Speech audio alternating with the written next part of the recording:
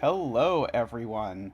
Let me know if you can hear me and how the sound is, and whether it sounds like at all tolerable. It sounds Tristan's now playing the sound, so I can hear the sound. Maybe you can hear Tristan playing the sound. Okay, sound is good. I'm hearing that is a delightful surprise. Uh, thank you. So, as you may know, uh, Tristan and I are in the process of moving, so we're currently at an Airbnb. Tristan is looking at me like I'm doing something wrong. Oh, because I never actually switched over to the Sudoku pad thing. How about that? There we go. Haha, there we go. You get a nice big version of my face now, Daniel. Uh, so we are currently in the sort of in between moving to a new house and moving out of our old house. So we're coming to you from an Airbnb, which is a very nice Airbnb as it happens. If you're ever looking for an Airbnb in Northeast Iowa, let me know. I can give you a good recommendation. So setup is completely different. I'm just hanging out here with Zach, who is also enjoying the Airbnb. And we are going to do some puzzles as usual. And you can attempt to squint and see if the purple dye that we so carefully put in my hair actually shows up at all. I swear it's showing up slightly more, but only the slightest bit. We will again really dye my hair purple later. And yes, Alethana wishes everyone happy Pride Month. This is the first stream of Pride Month, so very happy Pride Month to everyone. Uh, we get to I have a slight purple hint. I mean, the slight purple hint is more than I could see before. So, it's sort of weird, but that is the higher level of purpleness. Uh, so we get to start with this K&T puzzle. So this is a rather fascinating puzzle in that it's actually two puzzles that we're going to solve. So this is what setters call a doppel. It's the German word that's sort of the prefix for, if you've heard the word doppelganger, it's the same word. It's a puzzle we're actually going to solve twice. Actually, we're going to solve it both times as a cave puzzle, but we're going to flip which one is the cave. So we're just going to deal with the fact that Zeta doesn't know which part of the cave is the cave, and we'll solve it both ways. So as Niverio says, it is kind of amazing that this puzzle exists. So I'll get over the exact rules of that in a second. As always, we are starting with the most voted on puzzle from the bucket that we've not already solved. So the people who voted for this puzzle are Niverio, Woofer, Nordy, Chef of Death, Doomdiat, Luda, Russ, David, and Wisteria. So thank you all very much for your support. And thank you for voting for this puzzle. It was going to happen eventually, but yeah, so this should be interesting. So let's first talk about how cave puzzles work. So in cave puzzles, you're always meant to have sort of in green, so to speak, the floor of the cave. And so this is where the problem begins with cave puzzles, is that to me, the cave is the wall, whereas to the people who decided the terminology, the cave is the floor. So I guess a cave is a hole in the ground, so it makes sense that the cave is the hole, not the ground. But anyway, it seems weird to me. But anyway, I'm going to try and stick to the words floor, which will be green, and wall, which will be gray. And so it will be something of this sort. Now, the rules are that all of the floor has to be connected. So no matter how I sprinkle the green throughout the grid, the green always has to stay connected. So for example, if this were the instance, then all of this would also be wall because the floor could not get to it, and we'd have a gigantic floor, which probably is not how the puzzle actually works out for a variety of reasons. But then the wall pieces, they don't have to connect. So I can perfectly well have some disconnected wall pieces. So this wall piece over here could do this, but the wall always has to connect to the border of the grid. That is the rules of a cave puzzle. And so so cave is a combination of two different connectedness requirements. One is that the floor has to all connect to itself, and the other is that the wall all has to connect to the border. Now, this puzzle is a Japanese sums puzzle, so we're also going to be filling digits into the grid. And we're going to solve the puzzle, as I said, twice. Once where we fill the digits into the floor, and once where we fill the digits into the wall. And so the first, so I'm going to solve these in the order that it's listed in the rules after carefully reading it and deciding which that is. The first thing we're going to do is fill it into the green. We're going to put digits in the gray. We're not. Karen asks if there's a 2x2 restriction, and in base cave, I believe there is no 2x2 restriction. Someone can correct me if I'm wrong, but I believe basic cave does not have any 2x2 rule. Now, the thing it does have that is worth mentioning is a sort of secret rule. Why is it not letting me delete the color? Oh, is this not on? That's why. The thing it does have is it has a sort of implicit checkerboard rule. So, or as Russ likes to call them, Battenbergs. So there's no way to complete this this arrangement that would lead to fill the rules I've already described. And the reason for that is that in order to actually complete this, remember, all the greens need to be connected. And so the greens would have to connect either around this side or around the other side, but whichever side the greens connect around, they then block off that gray cell from connecting. So in practice, when you're solving these puzzles, what you really do is you really sort of just treat it as an extra rule that this is a forbidden combination. And so if you ever are looking at this, then all of chat will yell at me something about avoid a Battenberg, and then I will fill in that, oh, this has to be gray, because if it was green, it would not work. Every cell, by the way, I don't think I said this, every cell has to be gray or green. Oh, by the way, before I get started, I should mention, by the way, that I did recently publish my newest puzzle, Miami, over on Logic Masters Germany. So if you are interested in doing a hybrid of Philomeno and Chacona, the most two in-demand genres to hybridize, I really recommend that puzzle. It currently sits at 100 with a Fistamafel comment, I believe. So I was very happy that people liked it as much as I did, and I will probably do more with the Chacona, Choco Banana, etc. genre going forward, because I thought it worked very well as a sort of it's really actually, although it's sort of a sequel both to Denver, which is the Country Road Philomeno hybrid I did. It takes a lot from Denver, but in a lot of ways it's even more a sequel to MIA, which is a Sudoku puzzle I made about a year ago, because I think we're about to be at Simon's birthday again, and Simon did it on his birthday, that had a like really strong negative constraint that sort of defined the puzzle. Microstudy says one day we'll have enough 8-way arrow Philomenos to name every place on Earth.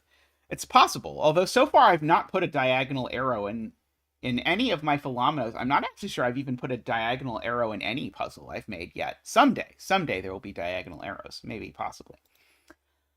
All right, so let's get this started with the idea that we are going to put digits in green. Oh, by the way, I did not actually talk about the Japanese sums part at all, which you may be confused by if you're trying to understand how we're going to fill an entirely blank grid with grays and greens. So these clues are what are called Japanese sums clues. And so the way this will work, is that for each row and column that has clues, we're going to look at them as groups of cells. So in this case, we're going to start by looking at them as groups of green cells. And what this is giving us is the sum of each contiguous group of green cells. Now, those are G, G, G, and G. Now, G is some as of yet to be named number. There's a very serious problem with what I have drawn in so far, which is the problem that there are 4 Gs up here and there aren't even 4 green cells down here. So that would not work out very well. So I'd have to actually do something like this in order to make that possibly work. And then whatever G turns out to be, this cell would literally contain a G, and these two and these two and these two would sum to G. Now, and then there'd just be no digit at all in the gray cell. So there's no digit at all in the gray cell. Now, I'm under no obligation to use all 9 digits in every row and column, but I can't repeat digits within rows or columns. There are a few sort of classic KNT things. So, for example, there are question marks, which represent an unspecified single-digit number. And there's a no being a dick rule that you're not allowed to have a question mark at the lead of a number that represents a 0. So this really is legitimately a 2-digit number. This really is a 2-digit number. And then this number sign, which I'll admit I've not seen before, I don't believe, just represents any positive number with any number of digits, presumably 1 or 2 digits, possibly 3 if we're really creative in what numbers we use, but probably only 1 or 2. So the first thing to note here is that I have to have G and P be numbers that I can make in a Sudoku grid in at least 4 different ways. And so there aren't that many numbers that you can in a Sudoku grid make 4 different ways.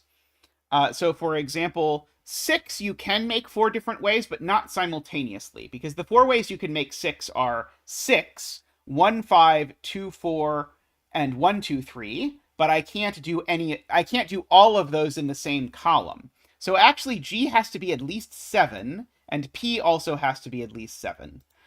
So we can do these. By the way, I should mention that, as MicroStudy pointed out, this is clearly the letters have been chosen as a reference to the famous Sudoku setter Gliperax,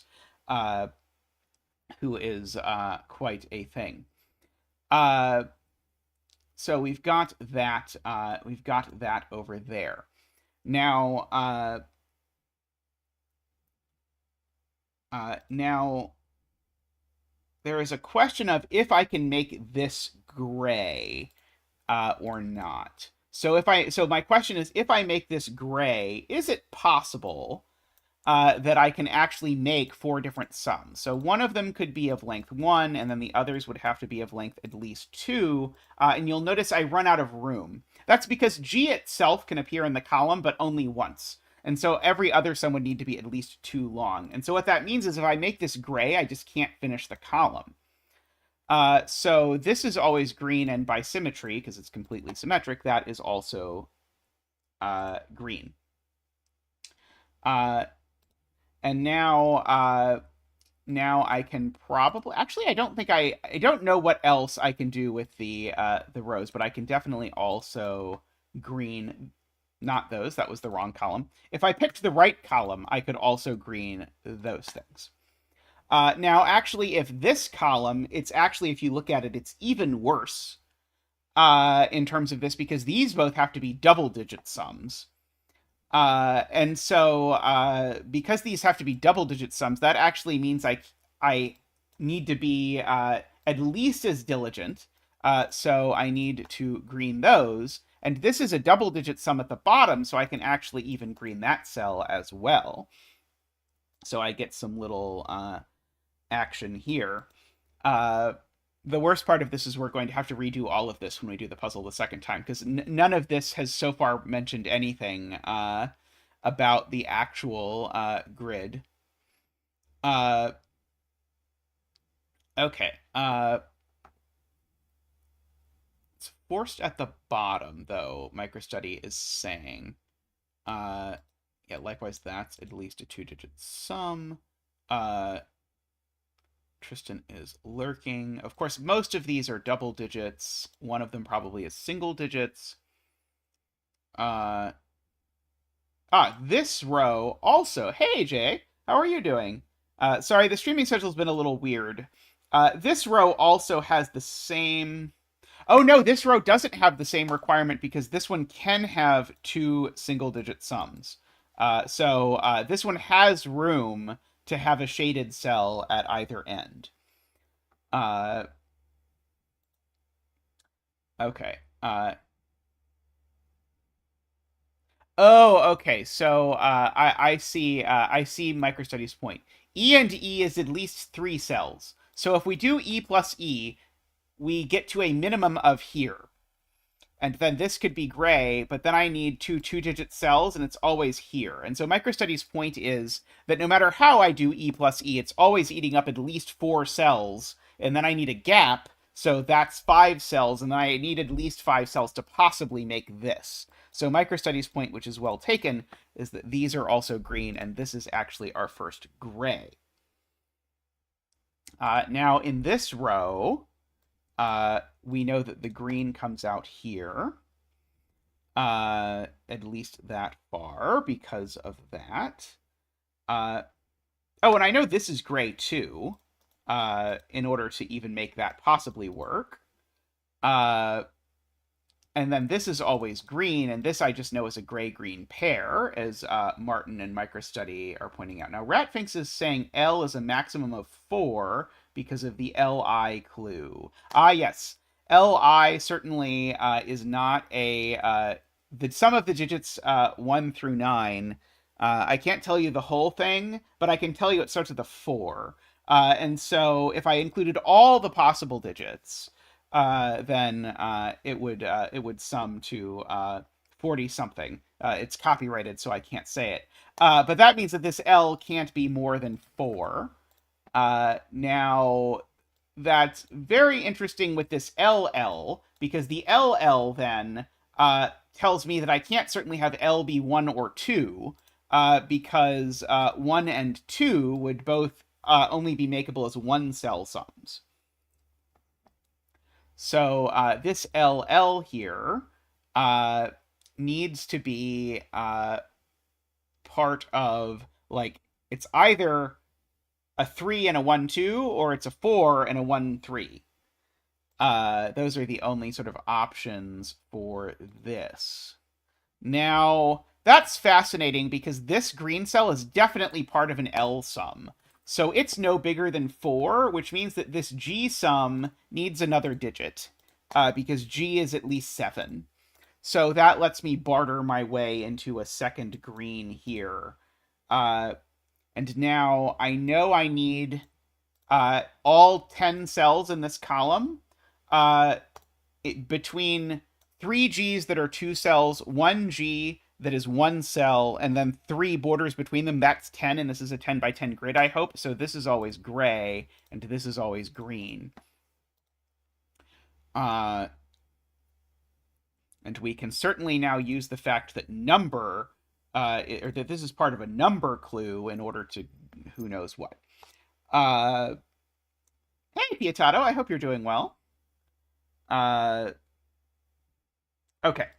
In this row, we can do a little bit of graying, because there are only 9 total digits. And so this is always gray. But even I can't put all 9 digits there, because if I put all 9 digits, and I can tell you this as well, if I put all 9 digits, the last digit would be a 5, and G is not 5. So that's also gray, for sure.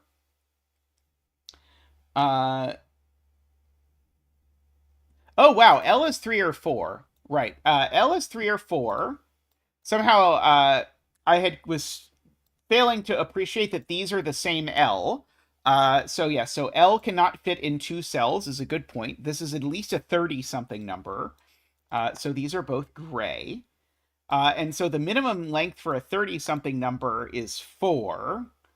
So that would go at least to there, no matter which 4 I choose. It could only be 4 if I is exactly 0, and I is not 0. Because I shows up as a clue, and if I shows up as a clue, it's not 0, because that would be a leading 0. And so that actually buys me a green on both sides. I don't know if this is getting me anywhere at all, but we're doing it so far.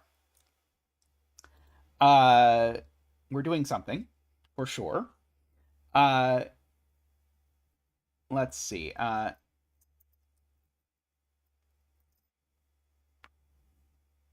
Column 9. Oh, is this in a spot that tells me something? Right. This cell can't be gray. In column 9 is Microstudies' point. If I gray this cell in column 9, let me just show you in the bifurcation palette. Now, because, again, this column needs to be sort of completely full of single cell gaps. This becomes green. But now if I make this black, I've put 2p's in the column. And if I make it green, I've made a 3-cell green sum, both of which overflow the total number of cells in the column. So this can never actually be black. It can be green. The question is, does the same thing happen if I make this black, and this double green, and then this black? No, that works. That does work. Also by checkerboard. Sorry, I'm understanding this also by checkerboard. If this was... Oh, right. Because all the blacks in this column or all the grays in this column are 1 cell long. So MicroStudy has a better way of proving this than the way I just proved it, which is that if this is black, now all the blacks are 1 cell long because, again, there's 7 cells of P in this column, which does not sound appetizing, but there are indeed 7 cells of P in this column, so there's only 3 cells of gray, and so immediately this would be green, and that would make this into a checkerboard, which, as we discussed, is not allowed. So for those reasons and more, this cell is green, and likewise, this cell is green for the same reason. And yeah, so to Karen's point, this is not a 9x9 where I need to put every digit in every row and column. So if you're used to seeing sort of Panthera Japanese sums puzzles or Panthera style, I think the Asylum is also one of the people who sets that style where you put a digit in everything. Then this is a little different. This is 10x10, but gray cells just don't have digits, so I don't necessarily have every digit in every row and column. But also, I could get to a 30-something number, although I very much doubt that L is 4. I'm suspecting strongly that L will not be 4, but... Okay, Garian's pointing out now with that, this cell can't be green, because that would make a 3-cell green, and I'm not allowed to have a 3-cell green in the column for the reasons we have previously illustrated. Now, if this was a 1-cell, that would create a checkerboard, so that's not a 1-cell, and so we get that up there like that. Now... okay, so now... This is gray. Yeah, this is a green-gray pair. This is a green-gray pair, and they're not in a checkerboard. For whatever that is worth. The row column indicators won't do what you think they will, Nicholas. The row column indicators will call this like column 5 or something, which is never going to lead to great things. Okay, I don't know anything really about I as of yet. Let's see, I know all the greens have to connect. No, it's okay, Nicholas. I wish... So here's the thing, that if Sven is watching, here's the thing I wish would happen. I wish there could be row or column indicators that would, in a puzzle like this, give them to you along these sides. As long as it wasn't like a U-Bahn puzzle. Because the row and column numbers are super useful, but they do sort of muck with the JSON style clues, which are becoming increasingly common. So it would be nice if there was sort of a toggle for put on the row column labels, but put them on the other side for humanity. I'm not sure. It would probably be annoying to implement because it would have to figure out like how many they're even supposed to be watching. Yes, also if Sven is watching, as Codex says, hi Sven. Sven is, by the way, the amazing programmer of Sudoku Pad, along with Mark Tech. I believe is the name of the other sort of main programmer here. Okay, so Microsoft is saying this is not shaded because if it was, the top left cave gets out and destroys L. So let me explain that. So MicroStudy's point here is that this being shaded is going to break. And the reason why that breaks is because this green, remember, green's law is that green needs to play all together in one group. And so this green would come out here just to connect to the other greens, except now I have a three cell sum that's a three or a four, and that's going to work very badly. And so therefore, this is always green, is MicroStudy's point.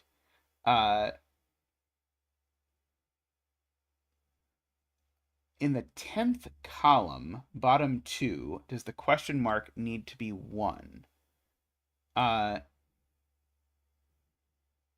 Yes. These question marks would both better be 1, or I think we're going to have problems. So yeah, these are going to sum to something. Yeah.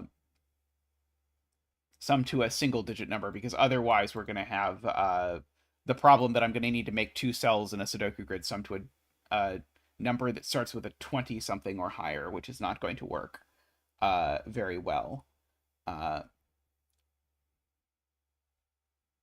see. I'm pretty sure I know that this is the question mark L clue, but I don't think that's super useful. Only if G is exactly 7 could this be gray. But that doesn't quite tell me anything that I can see immediately. I only get 2 little bitty bits of shading in this column, I'm noticing. I have to do 3 in here. This is at most 1, this is at most 1, so there's something down here, but I could even sneak 2 of them down here, so I don't quite know. Yeah, so I agree with Gary, and E is at least 5, because there are 3 ways to make E. And so, sorry, I did that exactly the wrong way. E is at least 5.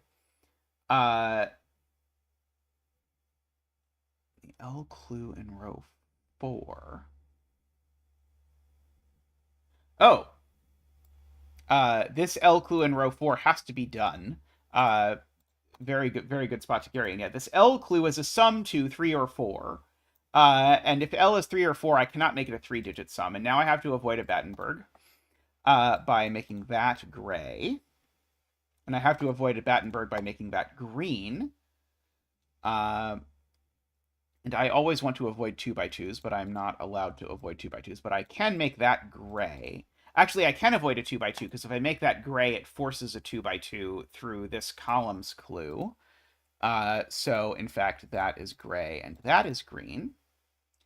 This green needs to get out up here.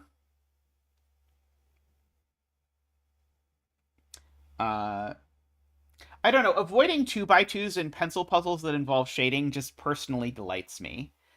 Yes, I meant checkerboard. Sorry, I meant checkerboard. Yeah, I'm not going to get away with these things without having those.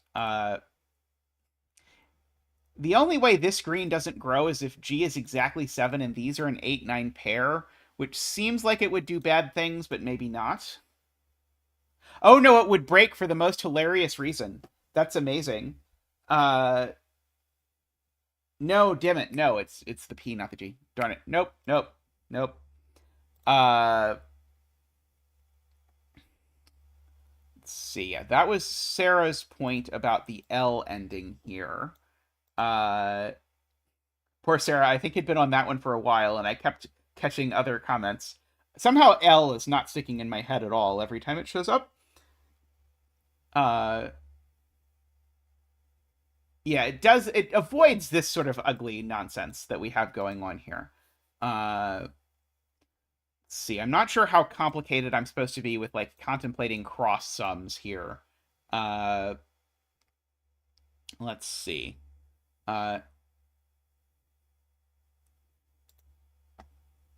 So MicroStudy had a point about row 2 and row column 1. So it was, if this isn't shaded, then this is shaded. Because otherwise we have a 3-cell thing, so I'm trying to understand what thing I'm trying to break. The other row 2, column 1. Oh, the other row 2, column 1.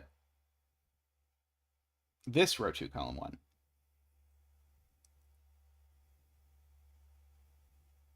So the point was... right. So, yeah, so we can go into our Simon sweater. So if this cell is green, this is Microstudies' point. This is very cool, actually. I can't put another green cell here because that would give me a 4-cell green sum to R. And R is not at least 10 because R is only a single digit. So therefore, this would become black. And then the Simon sweater would need to connect to the other greens. But now we've again got a 3-cell L sum. That is a very good thing. By the way, can we have an official bifurcation palette button? Uh, I I know that I have previously said that I did not want it, but I have revised my opinion, having been bifurcating guide arrow puzzles for the past several days. I would now just like it. Anyway, so the point was here: if this was green, it was going to cause a problem, so it's not green. Uh, like that. Yeah, trial mode. That's what I want. I want trial mode. Because trial mode would be perfect for illustrating things. That and like if it even does the trial mode where it actually highlights the thing you're bifurcating on, that would be really helpful for chat exposition. Uh, I mean, I think trial. So if you're listening to this and you have absolutely no idea what is going on, in pencil puzzles that are on Puzzlink, which is a different pencil puzzle site, when you do them, there's a button that basically says you click it to say I want to bifurcate on this thing, and so then you just fill in a particular thing, and then it keeps track of it. And then after you've filled it all in, there's a button that you can either click to say, okay, accept this, because sometimes you bifurcate and you find the solution, and sometimes it breaks, and then you can hit reject this, and then it just rewinds you back to the point where you bifurcated. And there is nested trial mode. I am not asking Sven to implement nested trial mode, to be clear, but where you can sort of chain those together. It's incredibly helpful when you're learning pencil puzzles, because pencil puzzles are so much about visualization and visualizing how the shading and stuff are going to sort of play out. And so a lot of times there's things where sort of like once you know what's going on, you don't need to actually fill it in order to visualize it and go, oh yeah, that could never be green or whatever. But when you're first learning it and you're like, I don't know, what would happen if this was green? Let's find out. And then you do it, and then you go, okay, well, I don't know. Let's try again. Maybe if it was black, would that break? And then you just sort of figure these things out, and then you learn the patterns that you're supposed to figure out. So it's very useful. But it also seems like it would be very useful for doing the exact thing that I always use the bifurcation palette for. Uh, uh, Tom does the thing of like just mark everything red and then just rewind until there's no red. I have done that many times when I was not on stream to do, hey, I'm just gonna bifurcate. So when I'm setting all the time, actually, I'll do that. If I'm setting, I'll often like throw a thing in there to say, alert, alert, you've bifurcated at this point. Or like actually, my traditional bifurcation marker is the orange circle when I'm setting. When I'm setting, I like orange circles to say, hey, I've bifurcated on this thing to see what happened, and then I can remind myself later what happened. Because when you're setting, often you need to bifurcate just to know if the puzzle's actually solvable, like if there actually is a solution or not to the thing that you're currently working on. You, of course, hope, at least I hope, that I won't inflict that upon my solvers. I'm going to corner mark that one of these is 1 because it's a sum to L, and so they're from 1, 2, 3, because this is a 2-digit sum to L. I don't know that it's going to do anything. I mean, it gives me, like, technically a lower bound on the value of this cell, but that seems more desperate than I would like to be. Hey, J40, I hope you're doing well. So if this is green, we immediately break the L sum as well, MicroStudy points out. So if this is green, it needs to get out, and now we've created a 3-cell sum to 3 or 4. That's not going to work, so this is always gray.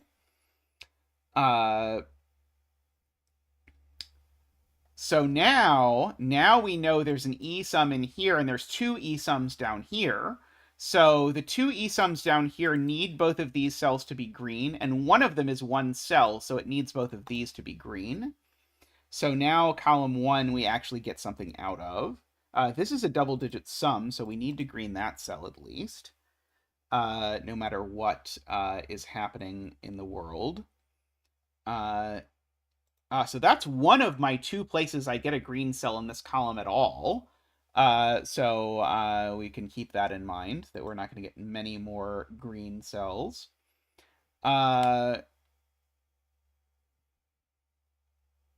If this is gray, A is 5. Because if this is gray, then I need to, because of the row clue, green everything else here. So what I'm saying here is if this is gray, it's going to automatically Simon sweater the rest of the row. But now... Oh, no, never mind. Sorry, I was saying something nonsensical. Don't listen to me. Row 1, 2, column 2. Let's see. Okay, so Jay is saying we can... Oh, right. Okay, yes. Jay is saying a brilliant point. This green has to connect to this green over here. And there's no way it does that without crossing through column 2. And that gives me 2 crossings in column 2. I'm only allowed 2 crossings in column 2. So therefore, this is gray. And that is a good nonsense point. Unlike my previous nonsense points. So that's cool. And so now we've got our LL, and we know exactly what our LL looks like, because it's a 1 and a 2 in some order. And so there's a 1 gap 2 gap, and so therefore we actually can sort of fill in all of this stuff, is microstudies' point. This green needs to get out, so that becomes green, in order for this green to connect to all of its friends. This is going to be a pretty big sum, but the R doesn't thing. Have we determined that L must be 3? Hey, Liz, welcome! Yes, you can thank Danita for the gifted memberships. That was awesome. So a bunch of people got gifted memberships from Danita last time. So welcome to all of those members who did that. So Screaming Ice Cube believes L must be 3. Is it because of the length of this row now? 1, 2, 3, 4, 5, 6, 7. Yeah, L can't exceed 4. So we have L currently marked as 3 or 4. And L is twice in row 1. So one of these is a 3 or a 4, and the other is a 1 and a 2 or a 1 and a 3. I think both are technically still possible, unless Screaming Ice Cube sees one more place that L comes up. Hey, Laura, I hope you're doing well. Okay, so this is now part of the top green, for whatever that is worth. If this is green, that has to be gray.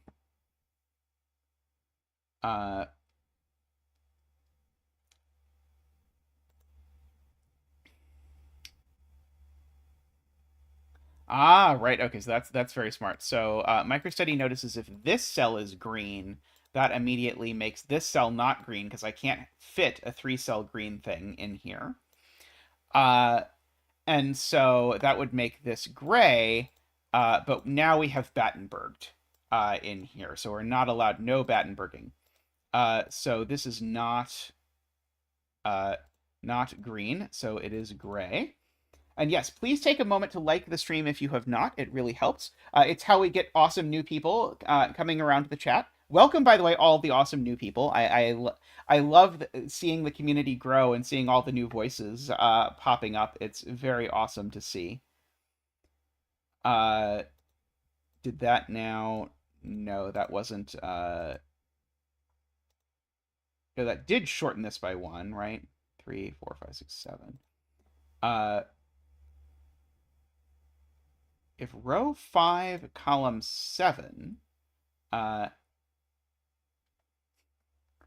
Laura has been watching the VODs in order from the first one and is currently on number 27. That's awesome.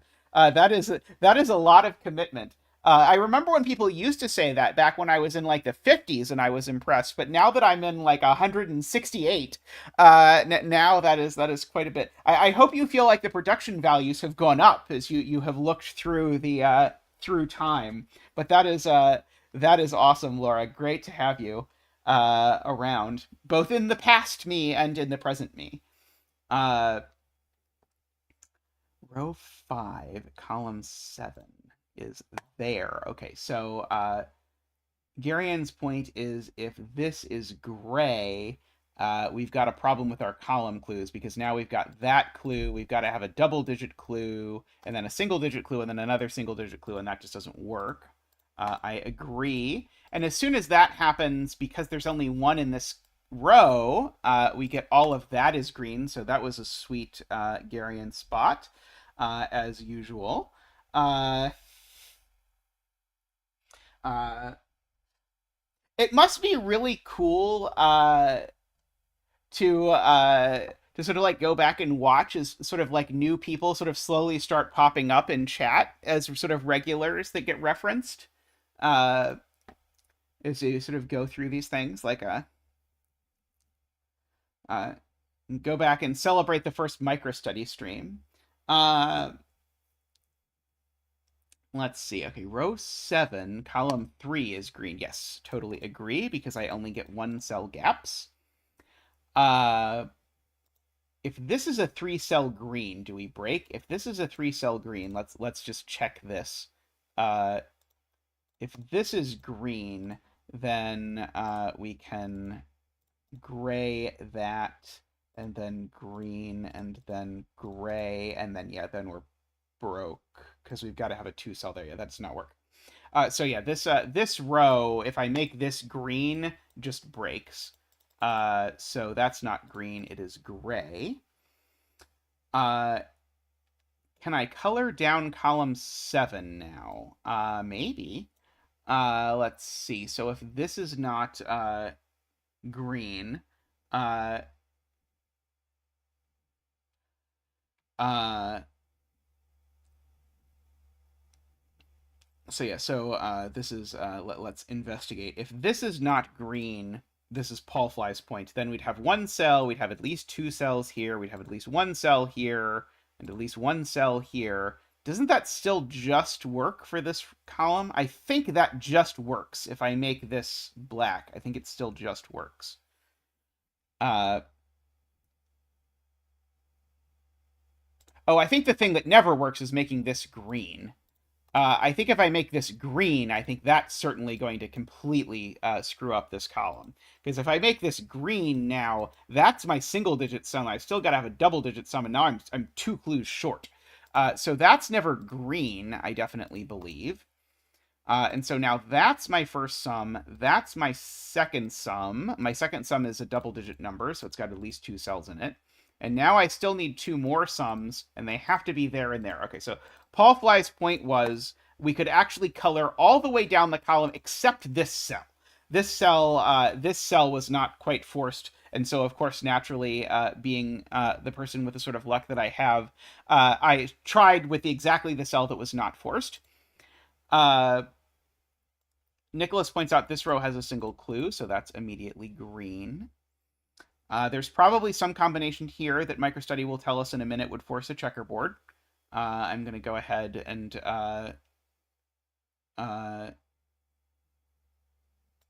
do that. So yeah, so what combination is it that will force a checkerboard? Row 8, column 8 is not green. If this was green, what is going wrong? I might have the right row 8, column 8. I'm not 100% sure.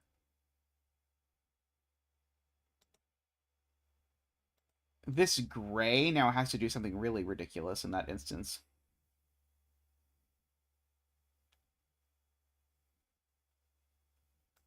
Oh, it's about the column clue.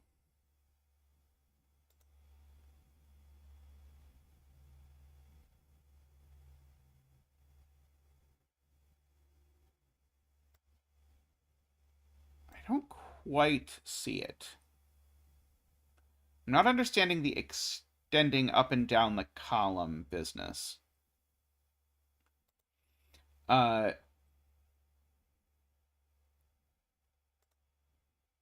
okay. So there we go. Okay, I really do have to draw this in for my brain to see this.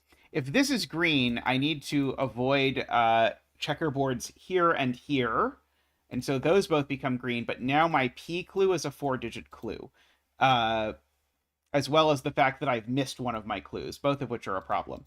So this can't be green. Got it. Okay, so this is gray, and now hey, Kachito, how are you doing? I hope you're doing well. This is gray to avoid a 2x2, or sorry, to avoid a Battenberg. That's gray to avoid a Battenberg. This is green because the green has to get out. This is green because the green has to get out. This is green because the green has to get out. Let's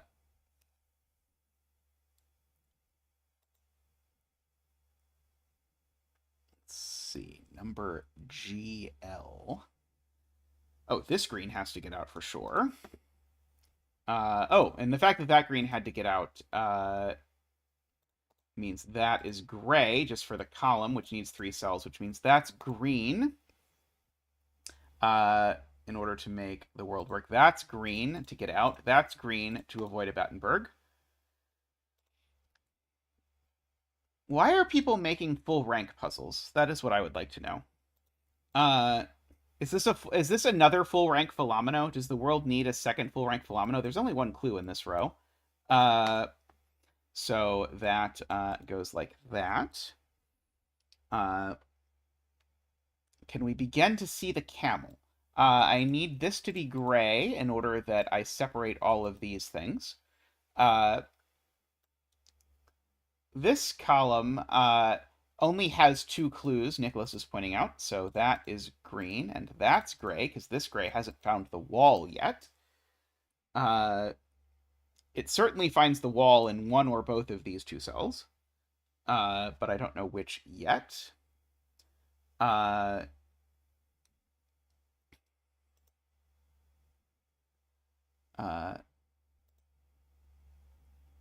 I'm way short on having done Mixo puzzles. I definitely went and added a lot of Mixo puzzles to the bucket recently. I did not add the full rank Philomeno to the bucket, however, I will admit. Row 7 is now forced, I'm being told, so that's P. And then we need a double digit. Yep. Because I need a double digit, and it has to be exactly that, like that. Which makes that gray to avoid the delicious cake. So we have that.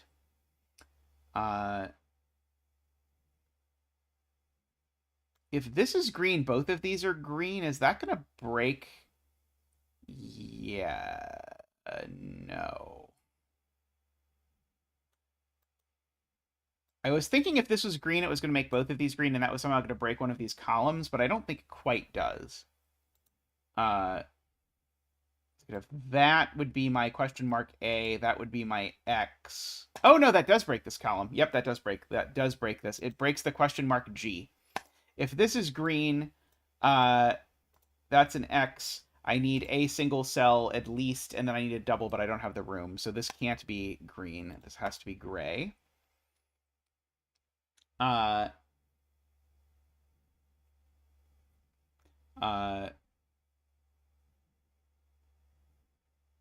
So we've got that. Now, I don't know if this is the double-digit clue or not. If this is gray, we've separated the greens, and so that's bad. So that is green. So this is now not part of the G clue, which means it's part of the number clue. This is also part of the number clue, so that must be green in order to make all of my sort of number clue work. And now, just by the column, I get those. This cell contains a G for whatever it is worth. This cell contains a gray cell to avoid a Battenberg. This becomes green to avoid that. Now, that's a 2-cell green.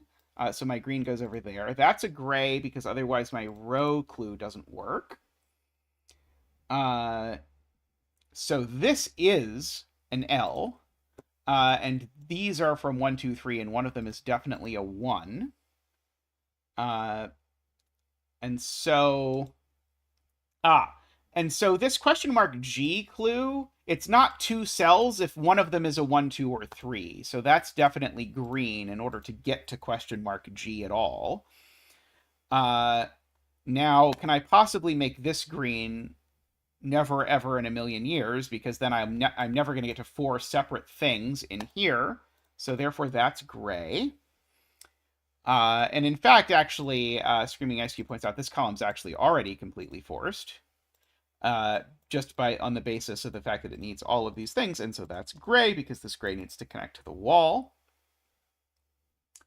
Let's see, connect to the cave through column 4. Right.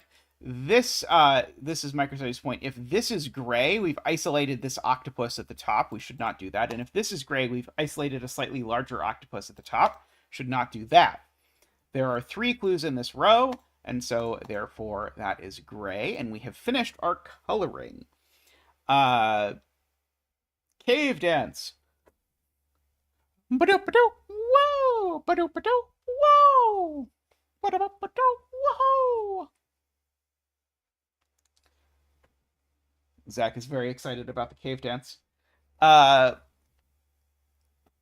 Let's see. So now we've just got to Zachariah. Yes, Zachariah is happy to see you too, MicroStudy.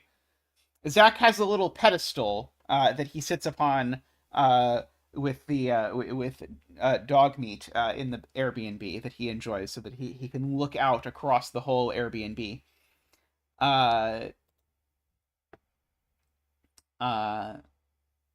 So yeah, so that's G, I suppose. Okay, that's an E. So E is not 1. I already knew E wasn't 1. I see over here.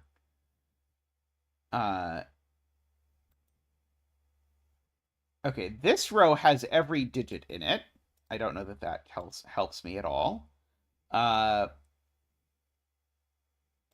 P is a 3-digit sum. Oh, right. P is a 3-digit sum. I already kind of knew that. I already knew better than that, in fact. R.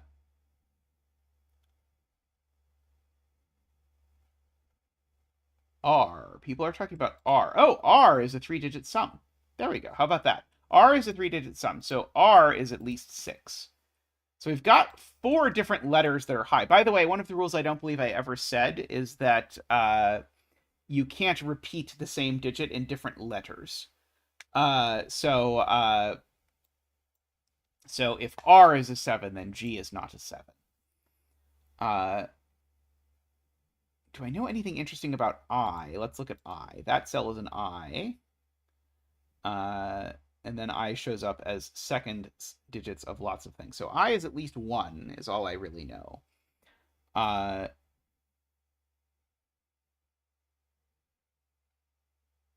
Let's see.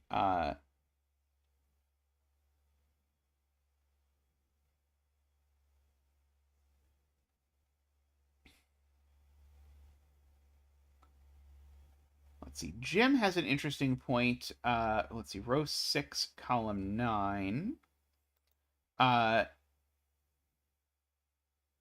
Right.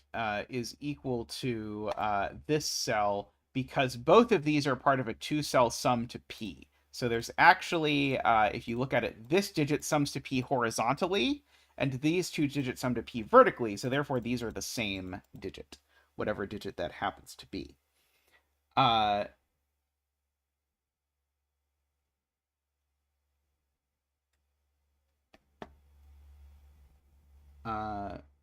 Let's see. That's the kind of thing I'd expect to show up if this were like a 4 or 5-star puzzle. A lot. But it is a KNT puzzle, so you never know. But I was told that this puzzle was surprisingly humanable for a KNT puzzle. We will see if we can successfully human it.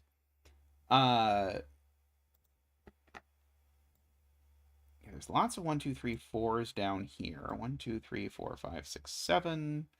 Yeah, that's not super exciting either. We've got sort of 2 question mark eyes. Where are people finding that A is small? Or that X is small. People are seeing things about A, X, and I that I am not seeing. I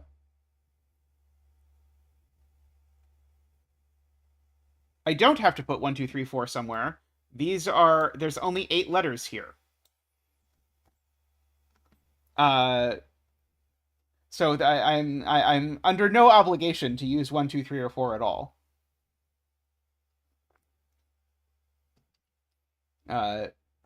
Yeah, so if people's claim is I have a hidden 1, 2, 3, 4 triple, I do not have a hidden 1, 2, 3, 4 triple in Laxi.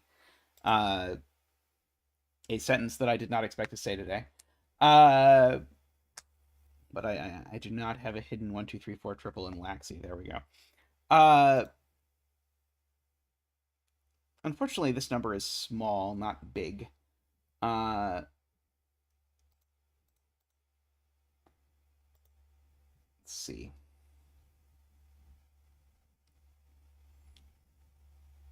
I know this is a P. So yeah, E I know is at least 5.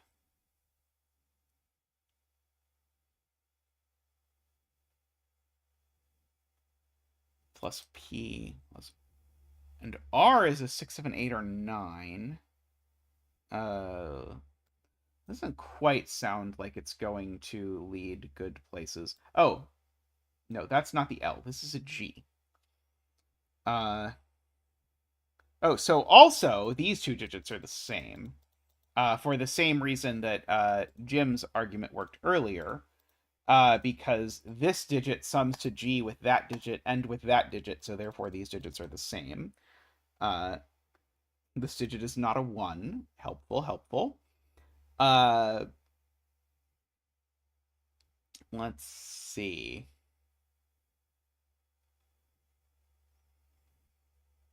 X and R. I mean, R is at least 3. Oh, R I already know is at least 6.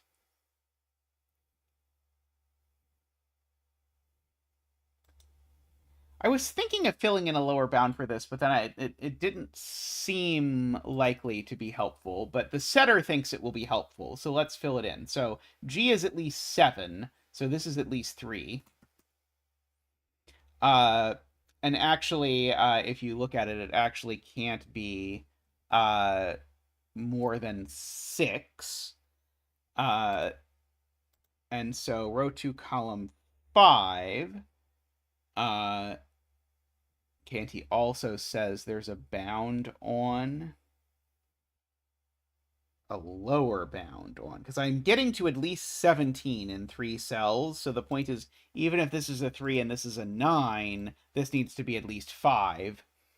But it's part of a 3-cell sum. Okay, that does it. So this is part of a 3-cell sum, and I'm only allowed one number that's at least 5 in a 3-cell sum. So therefore, this is a 3.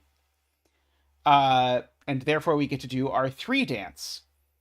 So let us bring out Zach for the 3 dance. Ba-boop-ba-doo, woo! Ba-doop-ba-doo, woo! Ba-doop-ba-doo, woo! Ba-doop-ba-doo, ba-doop-ba-doo, ba-doop-ba-doo, woohoo!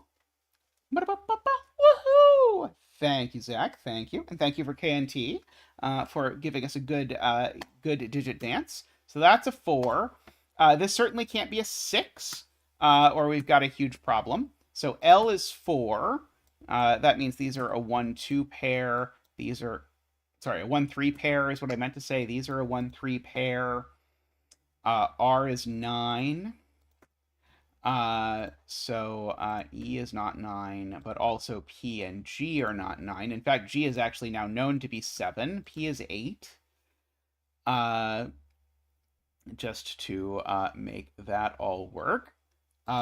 In order to actually get to 17, I need a 5 and a 3 and a 9, making that a 1 as the mystery. over there. These need to sum to 19 in order to make this work. I don't know if that's interesting. This just is the 7. Nicholas is pointing out very wisely. This is not a 7. So this sums to something. These two sum to 9. P is 8 now, so that's an 8, just for the sake of that. So because P is 8, these two sum to 11. And they're not 4, 7, or 3, 8. So I think they're forced to be 5, 6. So E is only 5 or 6 now, which is, I guess, already true. Oh, they could be 2, 9, couldn't they? Why did I think they couldn't be 2, 9? Never mind. E still isn't 8, though. I'm not concerned about that part. Oh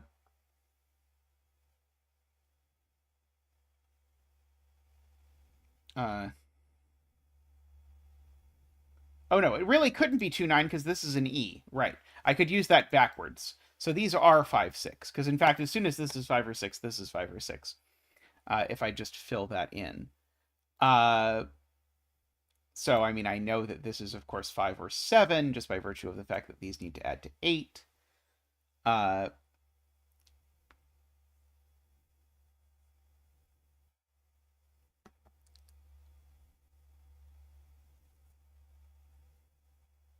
see. The G in column 6 I have missed. Yes, this is a G, which is 7. Which makes that a 5, which makes that a 3 and a 1. Good. This is very helpful. So now this is a... so now E can't be 6, because then this would be a second 5. So now E is 5. And this is a 4. That's a 6, just to make that work out. So these two sum to 7. So they need to be 2, 5, because they can't be 1, 6, or 3, 4. So all 3 of these are from 2, 5. To make that all work out. Garion also pointing out, I think the same 2, 5. The row 3 clue, I'm being told, limits I. I don't understand how. Oh, it's because L is 4. That's why. Yes, L is 4. So once L is 4, I have to leave out 2 digits from this row. And those 2 digits have to sum to at least 3. So therefore, the most this could sum to is 42. So I is always 1 or 2, is the Cogito's point. So we've got that. It's question mark G. I don't know about that yet.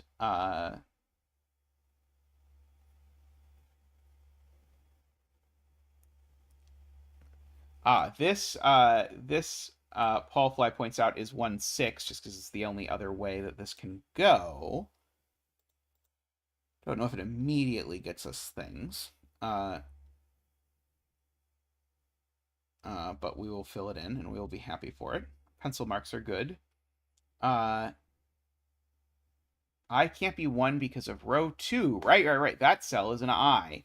And so I is, in fact, 2, Danita points out. Great work to Danita. So now we know that 1 and 2 are the digits that are missing from this row. So the digits left are 3, 6, and 8. That one's not a 6.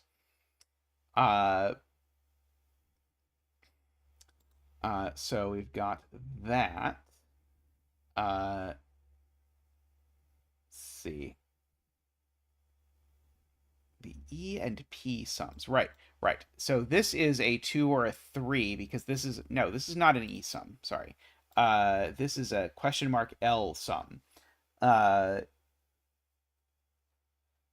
Uh, MicroStudy believes that I know how to make a one-cell sum to I, but Sven has not implemented the killer calculator thing yet, so I am not quite sure how exactly to make a one-cell sum to that, but we'll figure it out. E is 5, Nicholas points out, so that's a 5. Let's see, I should probably write in what A and X are allowed to be. 2, 3, 4, 5, 6. Those are the things that they are allowed to be. I know there's a single X somewhere, so X is not 0. So this is only 1, 3, or 6. But P is not 9 for whatever it's worth, so one of these is 1. I'm being told we know this digit. Because it is part of an E sum, right? So these are both E sums. I completely missed that. So they're 1, 4, and 2, 3. This digit is not, though, 1, 2, or 3. So it is a 4 and a 1. Thank you to multiple people in chat for pointing that out. So these are a 2 and a 3.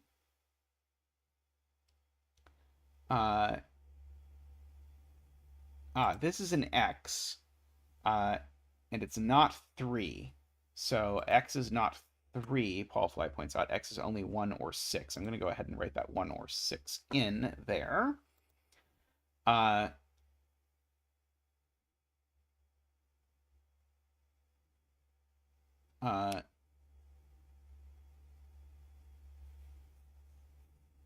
Where's the X in this?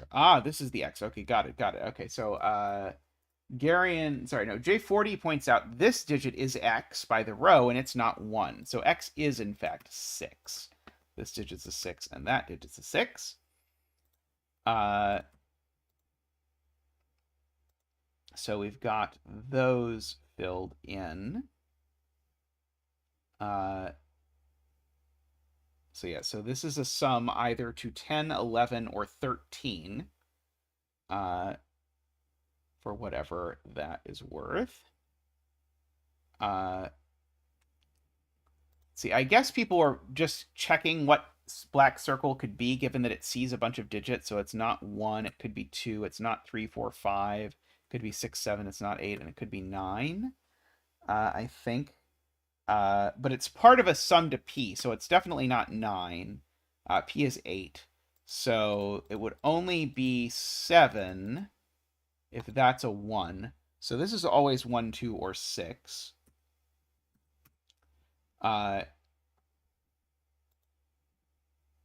Question mark L. Is this the question mark L I'm looking at? No, this is the question mark L I'm looking at. There we go. Okay, this is right. This is a 2-digit sum to 14. Good spot. Okay, so several people in chat have been pointing this out, and I've just not been able to find where the dang 14 sum was, but this is the dang 14 sum that people have been finding. So if this was a 2, it would be a problem because that would be a 12.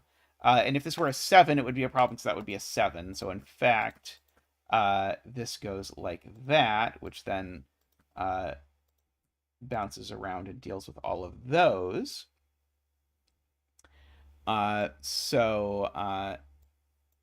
These two are the other sum to 8, so they're 1, 7, and I know the order even.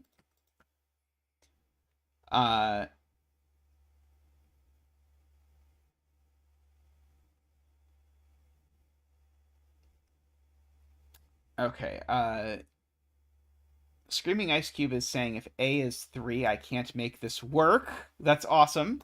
So, that's very cool. So, if A was 3, then 45 minus the sum of these 3 digits ends in a 3. The problem is 45 minus the sum of these 2 digits ends in a 3. And so this digit would have to be a multiple of 10, which is a problem. So A is never 3. So A is 0 or 1 are the only options. Oh, this is a sum to R. So if this is a sum to R, R is 9, so this is a 2. So And so A can't be 0 because then this would need to be an 8 and it can't be. So A is 1 and this is 9. Uh, over down here. So what else do we want to do with our lives? See, this is a question mark I sum, and I seem to know what I is now. So these need to add to 12. Without being 6, 6, they could be 5, 7. Or 4, 8, annoyingly. I think there's two options for how I make my 12 sum here. In column 5 now, MicroStudy points out this 11 sum is 4, so it's not 5, 6. It could be 4, 7. It's not 3, 8 or 2, 9, so it is 4, 7. Agree. So this digit can't be very many things. It can't be a 1. It could be a 2. It can't be a 3, 4, 5, 6, 7. It could be an 8. I think this can only be 2 or 8.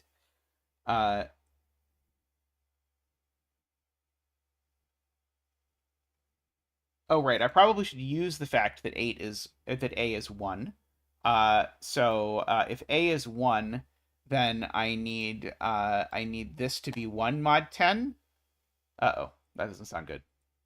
No, I need this to be 2 mod 10 because currently the sum of the 45 minus the sum of these two is 33. I need to get down to 31, so this needs to be 2.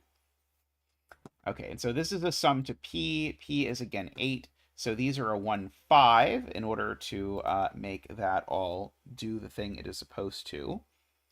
Oh, I have a P that is just placeable. I am being told by Garion. That is an 8. Oops. Where did I put the 8? I don't even know. Did I put a random 8 in the grid? It's possible. This is an 8. So that is a 3. Like that.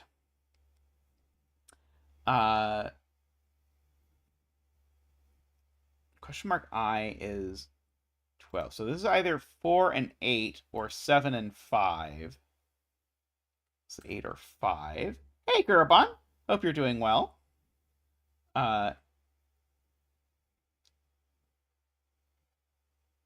Column left of that as well. Oh, right. This also has a P in it. That's also a P. And P is still 8. Uh-oh. There we go. Okay, so that makes that 6 and that 8. Somehow my keypad suddenly is being difficult. So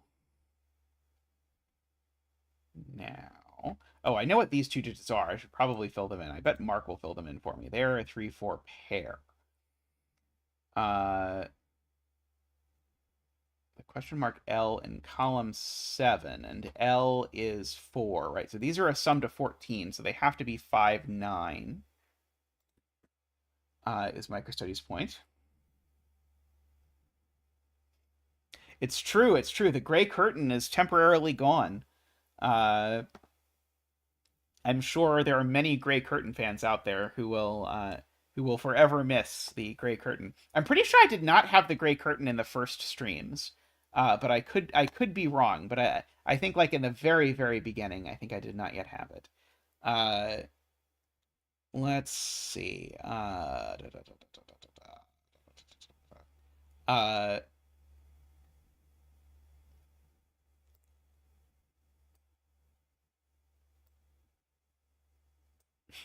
MicroStudy has only existed in the Curtain era. Fortunately, the Curtain is not a strict necessity to summon MicroStudy, because we have successfully summoned MicroStudy today. Yes, Tristan cannot jump scare me by waiting behind the curtain to jump out and go, ah! I will definitely stand by the claim that Tristan is the one who did that. Let's see. This is a single-digit number.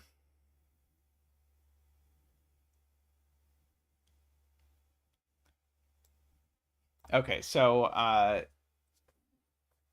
J40 wants us to do Audi math, which is probably a good idea. So this needs to sum to either 42 or 32.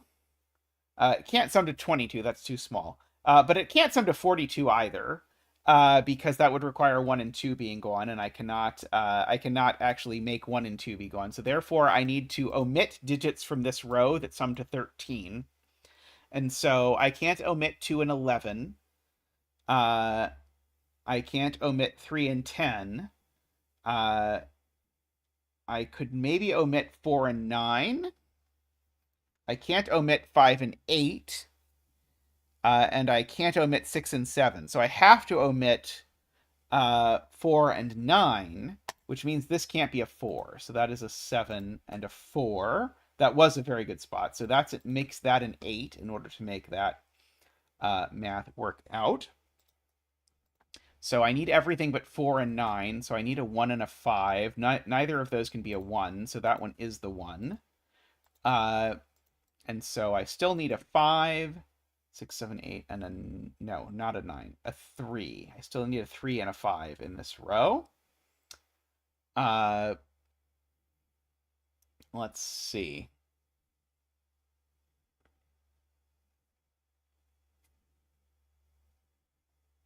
Does it, Nicholas? I don't think so. As of yet.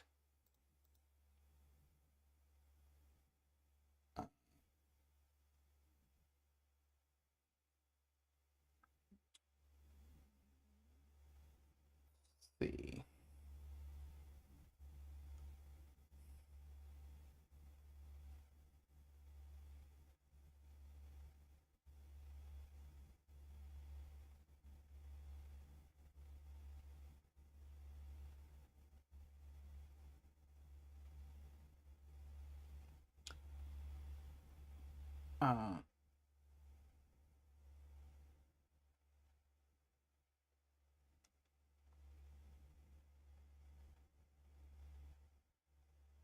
This must be a single-digit number by the column clue.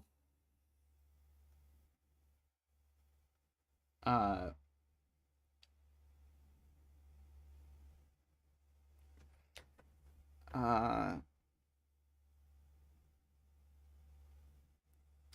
so let's see. Yeah, this is only half of the puzzle. I mean, the end of this puzzle is assuredly rough because this this is a doppel that solves two ways. Which, you know, if you want to do that sort of thing, you pay in terms of the smoothness of your puzzle. Why can't this omit both 5 and 8? Because it would put two twos. So it either omits 4 and 9 or 6 and 7. Does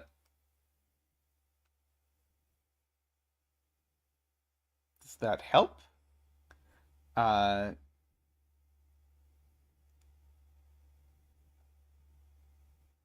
If there are a 6 and 7 in this row, they go in these two cells.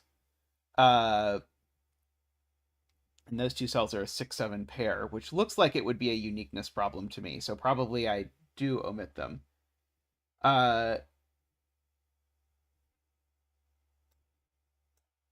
Question mark G is forced.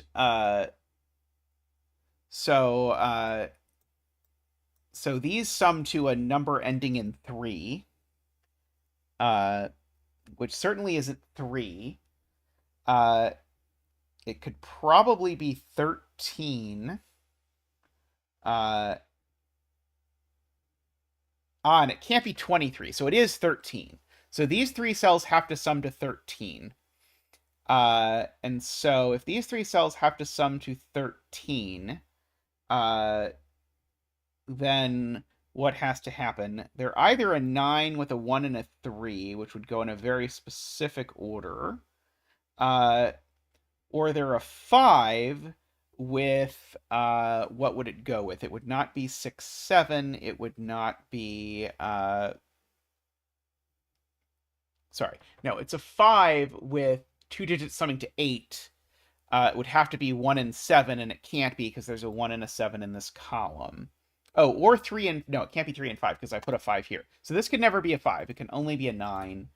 with with these being a 1-3 pair, and it has to go in that order, which makes that a 5 and a 4 and a 3 and a 3, and a 2 and a 2 and a 5 and an 8.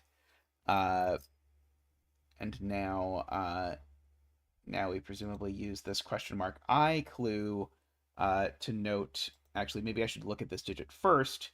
It can't be 1, 2, 3, 4, 5, 6, 7, or 8, so this digit's a 9. And these currently sum to 10, 25, and I need them to sum to something ending in 2.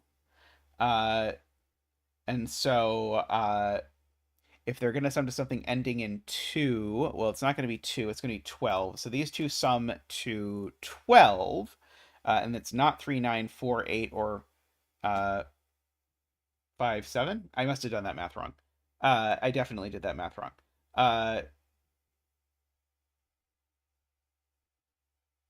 Sorry, they sum to 7. They sum to 7. Sorry, I did not do this math correctly. They sum to 7, so they're 3, 4. Which is resolved in some way that we will yet determine. It seems to be resolved by this 3 I did not see. So that's a 4, and that's a 3. And that is our first solution to this puzzle. Okay. So we are going to take a quick break, and then we're going to come back and we're going to solve the puzzle where instead of putting the numbers in the green, we put the numbers in the gray. So we will be back shortly. We'll get to hit the magic reset button to wipe away all of our progress, and we will get to begin again in just a moment. But I'm going to take a quick break before then, so I'll be right back.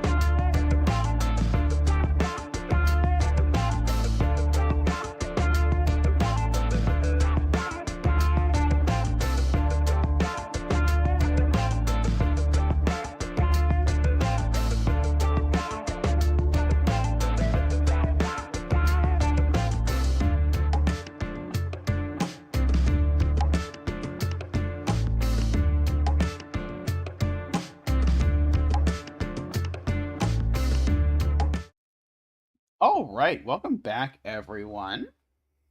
Uh, discussing how I will enter the solution code from memory. I mean, I could always go back in the VOD, although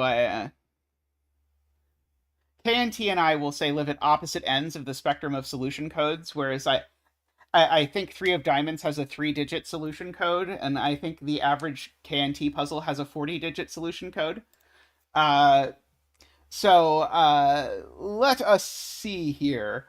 Uh, so we now are doing the same thing we just did, except now digits go in gray cells and green cells don't have digits.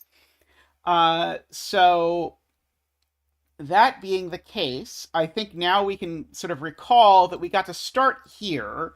Uh, I think now if this is green, I now don't have room to make all of the gray things that I would need, because again I would need one single digit sum and 3 2-digit sums. I just know. I guess I could just say it this way. This is much easier than that. In this column, I know I need 3 gaps, which are green, a single-digit p-sum, and 3 double-digit p-sums, and that's all 10. So therefore, these are both part of a p-sum. And likewise, these are both part of a g-sum. Now, L still, by virtue of being a sum here, L is still 3 or 4 because I can make it in 2 different ways. So L's always 3 or 4. And so that was relevant somewhere. I suspect we're not going to get very far before we run out of things that we can repeat from before. But we've got a few things more that we can probably repurpose. So here we can go like that. This column is almost completely forced because of the observation that E plus E is going to take up at least 4 cells, plus a gap after is at least 5. Then I only have 5 cells in which to put 2 double-digit sums, so that's going to have to look like this, with that there and that there. And now the green has to connect, so that's going to be green. So we've got all of that. Let's see. Column 4, row 3.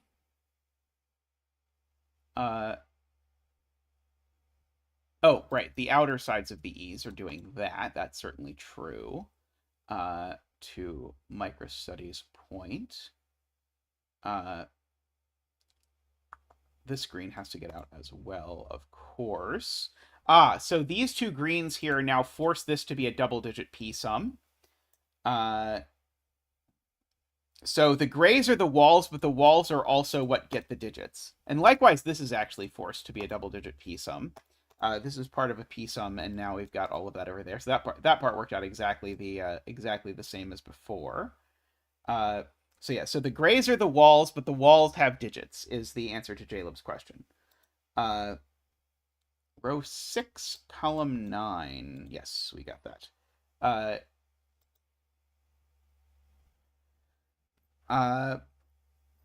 I think we're missing a piece of information in this column. I think we will eventually get the same logic. I'm not sure. Let's see.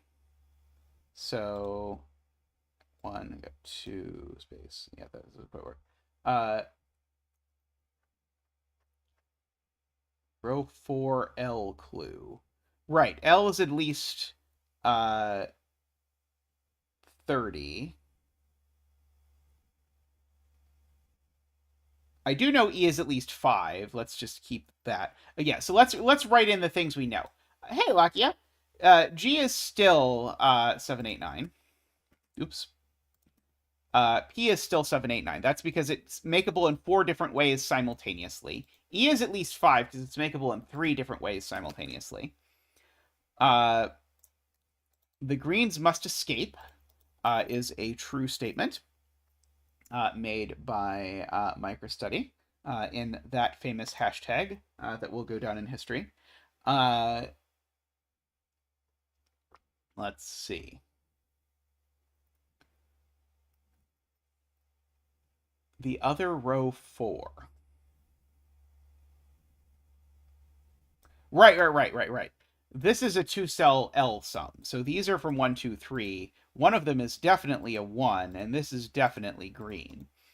Because L is 3 or 4. It took me forever to see that the last time, and even this time I'm going to give myself credit for faster, but I was not significantly faster. So this is definitely not an E sum, and this is definitely not a P sum. So therefore, these greens come out like this. In order to make that possibly work,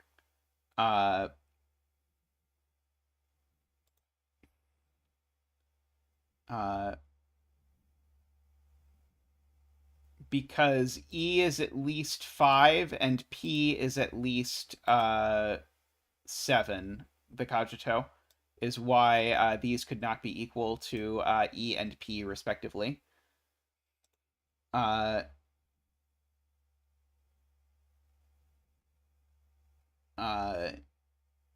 no problem. I appreciate you checking. Most likely, when these things happen, it's because I've done something disastrous.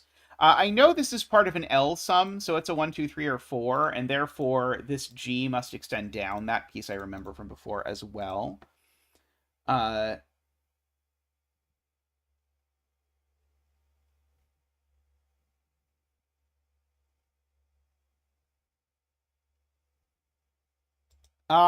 Right.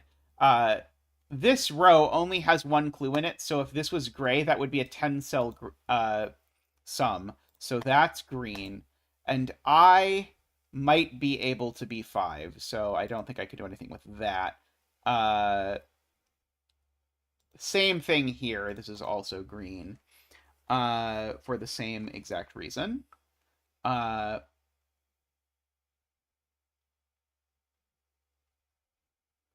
uh, oh, right.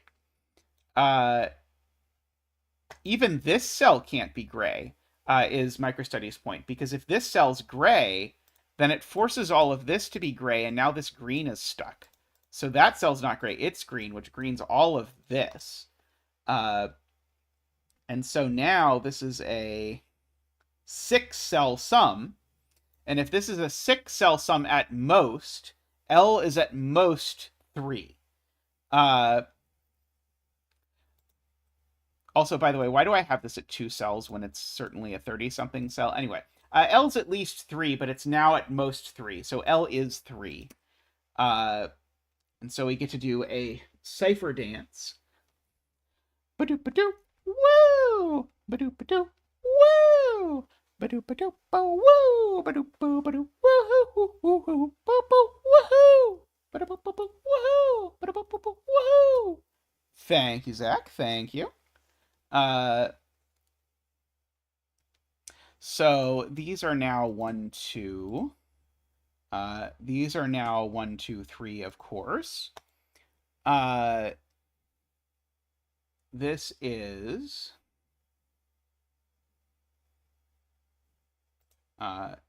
right. This column needs a gray. It's being pointed out because there's only 3 gaps in this column.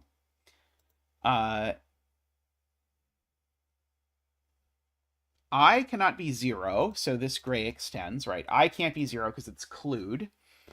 And you can't clue zeros. So yeah, so we need at least 5 grays, right?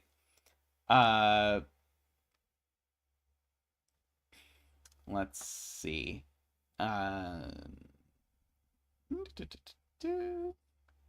Let's see. I do know I have 2 consecutive L's in row 1. That is true. They're going to be a 1, 2, 3 triple. Oh, these should be 1, 2, because the sum is 3.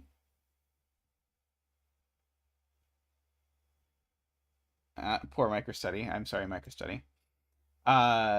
So I do know this digit has to be fairly large. I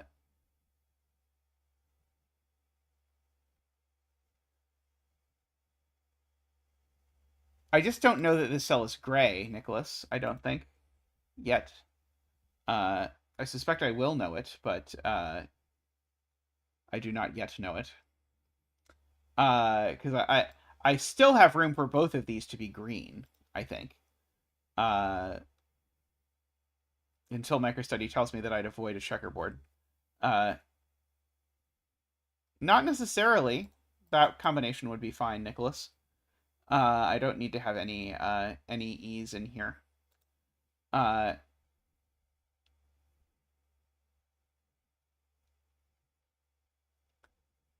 G is not 5, and so this is green. We got to use that one before, too. Let's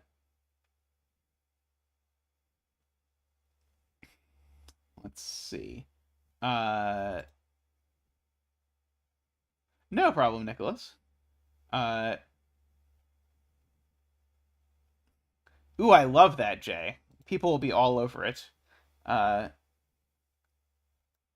It definitely goes back to the whole argument that people used to have about whether you had to specify what was white and what was black in a yin yang for it to be considered unique, which people used to argue about all the time, I swear. And finally, people, now that I've released a yin yang puzzles where you can't determine which is which, no one has cared in the least that has said anything. So maybe that argument has finally died.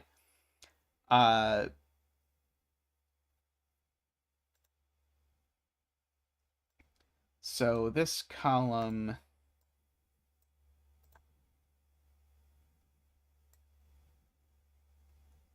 is 1 away from packed. I mean, I think the fact that this column is 1 away from packed means that this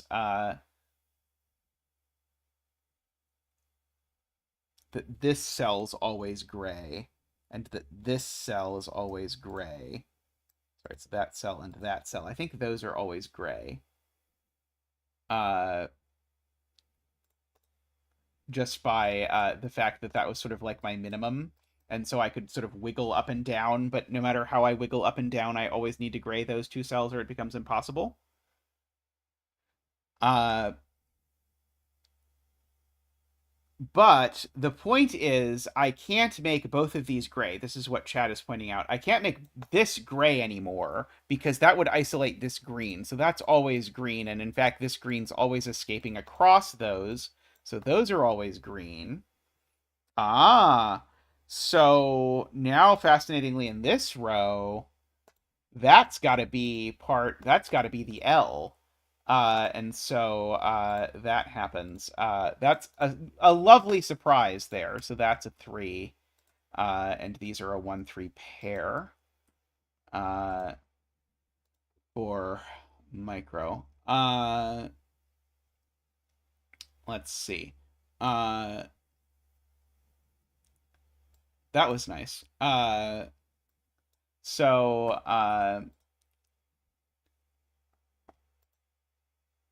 that looks like that. This digit's pretty big. It's at least a 5. Column 5, now that that's green, forces this to be gray. And now that that's green, it actually forces the whole column, is the Cogito's point, because now that's sort of the maximum possible efficiency. So the fact that I couldn't put a double gray at the top actually then forced the whole column. Was slick. This cell better not be gray, or my green has not gotten out. This green also needs to get out, so actually all of that stuff is green. So this is an I, whatever I is. Last time I knew something about I, but I don't know this time. There's an almost checkerboard MicroStudy catches, so we've got that.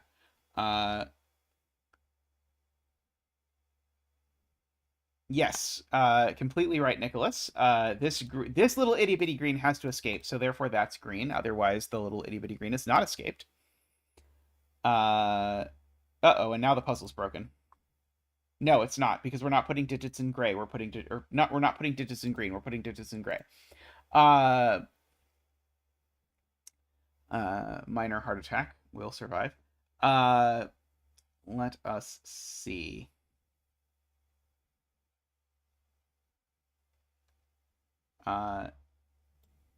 So now I definitely need an E in here, and I need two E's down here. So these are gray all the time in order to make that work.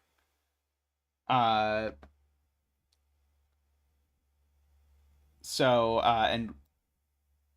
oh, and this is always the 2-cell one, because I can't fit two 2-cell E's down here. So in this column, I need one 1-cell E and two 2-cell E's, but I can't fit two 2-cell E's down here. So this is one of the two 2-cell E's.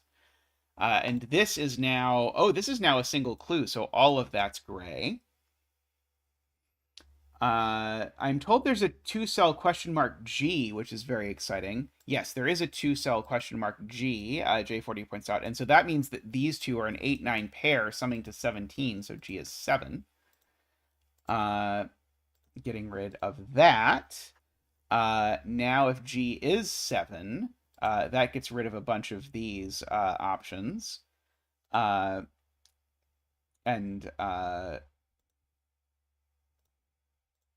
That's green because of packing reasons. That's green because of the row needing to only have one contiguous group of gray.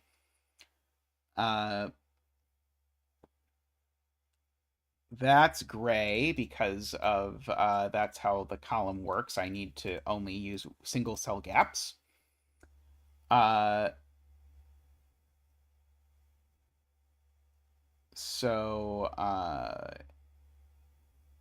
So that's an L. G is 7. So somewhere in here there's a 7 sum. It's not... Yeah. It's not here. Okay, so this is interesting, because this is not a 7. No... And so this can't be green, because if this is green, it would force this to be a 7, but then it would be a 7 plus 0. So this is not green. This is gray. And somewhere in here, we have a sum. In fact, I know exactly where, because this green is stuck. So this digit is a 7 in order to make that work. And this green is still working its way out. So we get that green. We have to avoid a checkerboard there, like that, to make that work.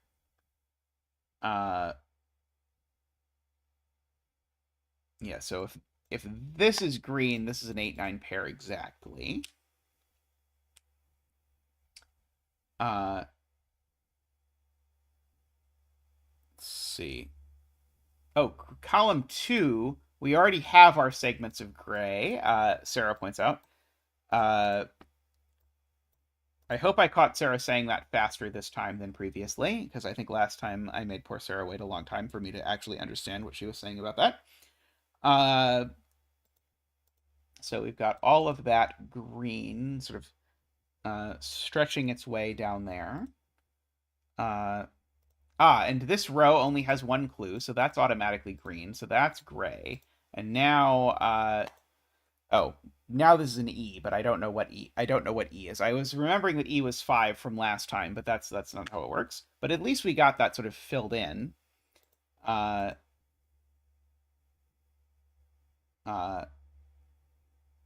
If this is gray, it doesn't work. Because if this is gray, I still need to fit a double-digit sum in, and I don't have room, so that's got to be green. Now this is part of a double-digit sum, so that's gray.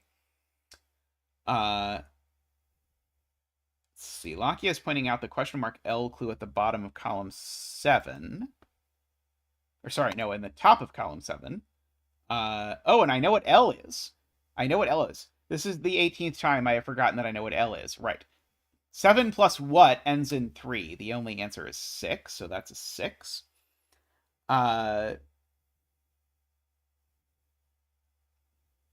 So we've got that. I need one of these to be gray, and I need one of these to be gray in order to make this whole thing work. The gray in column 3 needs to get out, the Cogito points out, because it's not yet connected to a wall. Now, this is gray because there's only one clue in the row.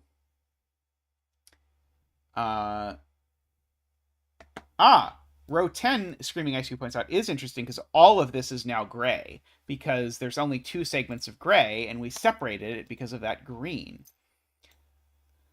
And so now that we've done that, now that's green. This is G. G is 7, I will remind you. And so we have all of that going on. I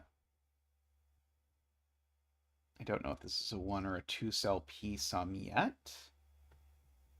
Let's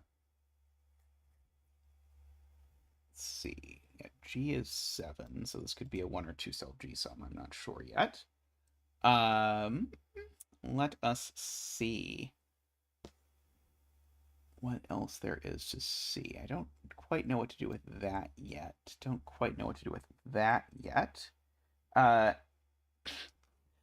I have several times looked at putting numbers into green, Danida. I definitely empathize. Row 9, column 6. If this is gray... if this is gray, I need to make this green, and that makes a checkerboard.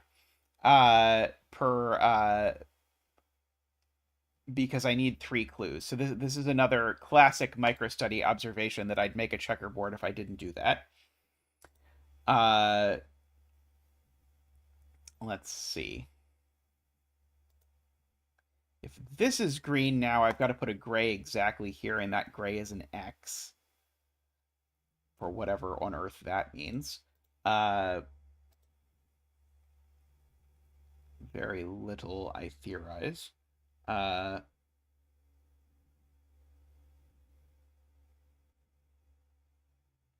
see, there is a P sum, but I don't know if that's a P or not.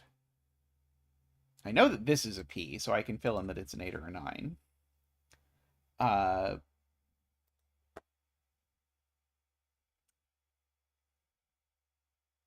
Question mark A. I don't know anything about A yet, I don't believe.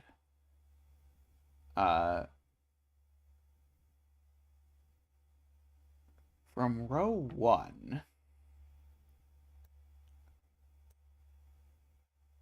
R plus 10 is P plus E, right? That's P and that's E. Yep, and so that's R plus 10. And E is at least 5. So I think this is at least 13, but it's not 13 because that would make R 3. So R is at least 4, I think is the conclusion there. I'm not sure why... Oh, R is at least 5 from row 2, right? R is at least 5. So R is at least 5. And if R is at least 5, that means I need to make this digit at least a 6. And this digit can't be an 8 or a 9, because if it was, R would be 7. And R's not 7. So this digit's always a 6 or a 7. Oh, and it's not 7 because it's an E, so it's only a 6. So E is 6. Wow, that was a strange discovery, Garion. Very neat, though. So E is 6. So this is 4 or 5. To go with a 1 or a 2. Let's see. Is E is 6 useful anywhere else? Yes, that is a 6. This is a 4 or a 5, because it's not a 1 or a 2, so that's a 1 or a 2. These are a 1, 2, and a 4, 5 in some order, as of yet to be determined. So R now can only be 14 or 15. Sorry, R can only be 4 or 5 based on this row now. Uh,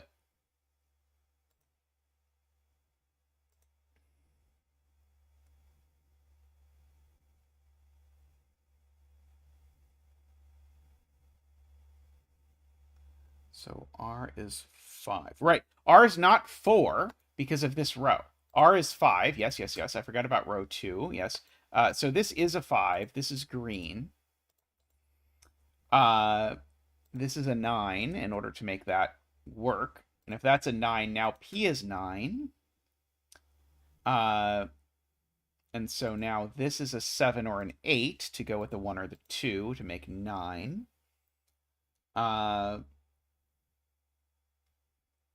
Thank you, thank you. G is still 7, so that makes that a 2 and a 1.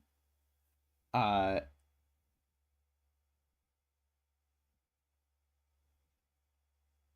let's see.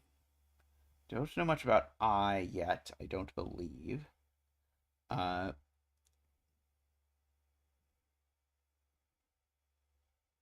I know that R is 5, so that means this is green, because I can't have a 3-cell R sum in the row. So these are from 1, 2, 3, 4. I should go ahead and mark for myself. Now, this is part of a sum to something A. Do I know that A is not 0? I do not know that A is not 0. I do not believe. Now I need to put an X in one of these. Hey, Selena, good luck in your summer semester. I look forward to seeing you when you can stop by. I still need one gray, but I don't think I know which one it is yet.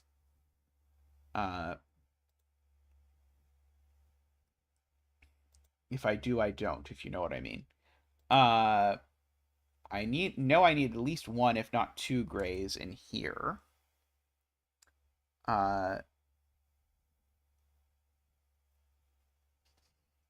Weird.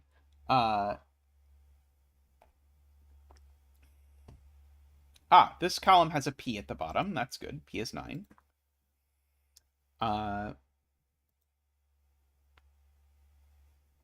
If A is 0, I suppose this is a 5. Oh, well, I guess this is part of an E sum. So this digit here is always a 1, 2, 3, 4, or 5. Oh, and it's never a 3. So that only gives me a finite number of options for what A could be. So if this is a 5, A is 0. If this is a 4, A is 1. If this is a 2, A is 3. That doesn't work. And if this is a 1, A is 4. So A can only be 0, 1, or 4. Oh, row 2 does say that I is 8. Selena points out, just because I can't be 9, because P is 9. So this is an 8 and a 9. I is 8. Which is very different from how it worked out in the previous one. Most things have worked out the same as they did last time, but I being 8 is quite different from what I was before. So now my question mark I sum can't be 2 cells, but that's not useful there. But this question mark I sum can't be 2 cells because 18 is more than 8 plus 9. So this extends, but can't keep extending. So that finishes that row's coloring. This column needs a third gray, so that's going to be gray. We have to avoid a checkerboard, so that's going to be gray. This green now has to get out through here, so that's going to be green. This green's going to have to get out in some way, but I think I've still got a little bit of optionality about exactly how that happens. Let's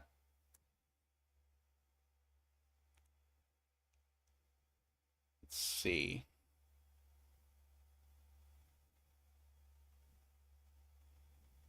The X in row 9 still needs to be fixed. So then that gives me that. So now I've got all of my green in. So yeah, so these are two ways. Oh no, that's a way of making a sum of 9. It's not 3, 6, or 2, 7, so it's either 1, 8, or 4, 5. Let's see.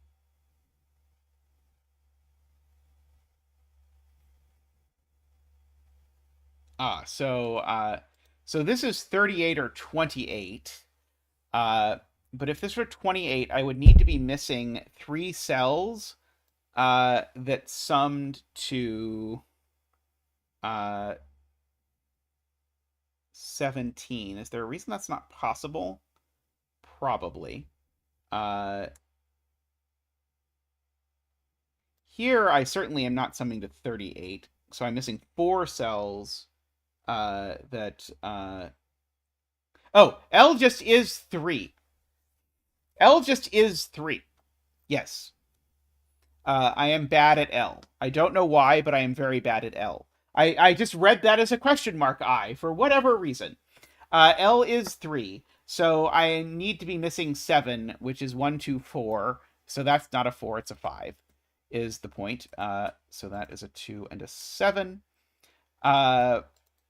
2, 3, 4, 5, 6, 7, 8. These are a 3, 8 pair. That's not a 2, that's not a 1.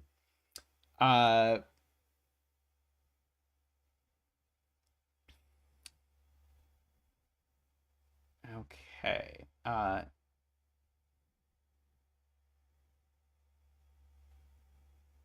Since L is 3, we know row 6, column 10.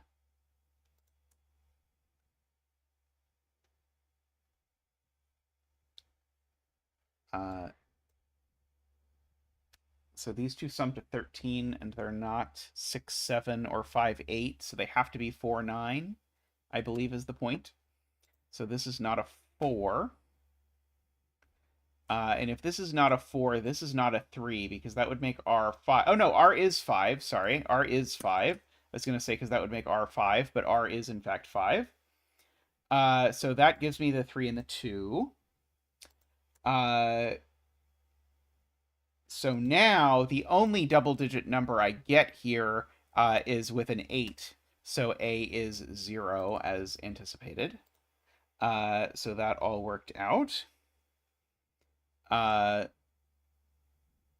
So let's write out what X can be. Hey, Josh, I hope you're doing well. 1, 2, 3, not 3, sorry. 4, 5, 6, 7, 8, 9. So it's 1, 2, or 4, but that cell there is an X. So X is definitely not 2. So X can only be 1 or 4, at least based on that X. But there's another X there, which would make this 1 or 4.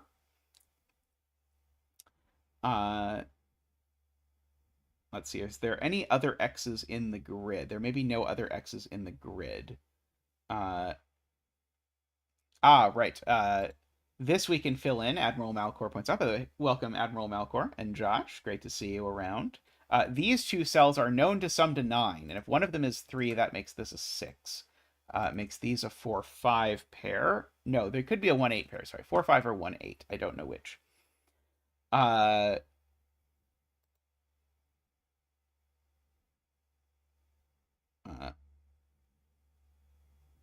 Oh, and now that A is 0, this is a 5. Just given to me. And so, yeah. So E is 6, which I knew, which makes that a 1 and a 2 and a 4. Good. So that makes that a 4. This is a 5. Uh-oh. I did the wrong sum. This is just a single-digit sum. Never mind. All I know about this is that it's less than 5. Sorry, that it's less... Yeah, that's 5 or less. And so it's not 3, 4, or 5 just by sudoku. So this can only be a 1 or a 2. Sorry, I keep filling in the wrong thing. Very helpfully. The other X is also 4. Right, that is an X that's a 4. So this X is also 4. And that makes that X 4.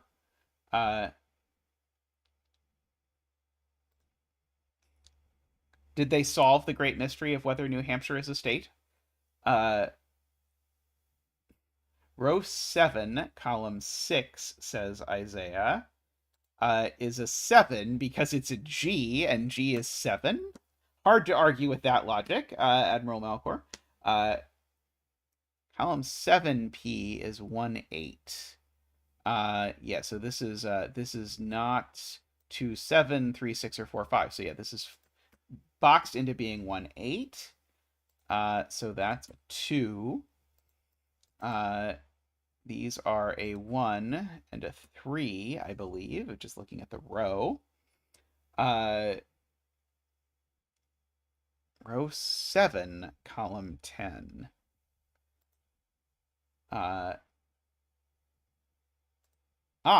This is part of a sum to p, so it's not itself p. So that's a 4 and a 5, good spot.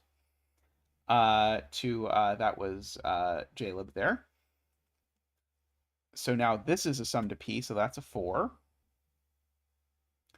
So those sum to 13, and g is 7. So these two need to add to a digit that ends in 4, is that right? So we have something that adds in 7, or ends in 7 minus 14. So these need to either add to 14 or to 4. If they add to 4, this is a 3. And if they add to 14, this is a 6. Those, I believe, are the only ways to make that work. I know that I is 8, so these 3 need to add to 18. So these 2 need to add to 11, so that can't be a 1. So that's an 8 and a 3, which makes that a 1 and a 3, which makes that an 8 and a 3, which makes that a 1 and a 3. These 2 need to add to something ending in 0. And so that needs to make that either a 7 or a 17, but I'll just fill in the last digit for now and leave it be. These 3 need to add to 18 because 28 is too small. So these 2 add to 11. Who knows?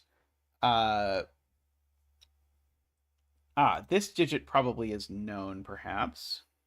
Let's see. This digit is a 1 or a 2.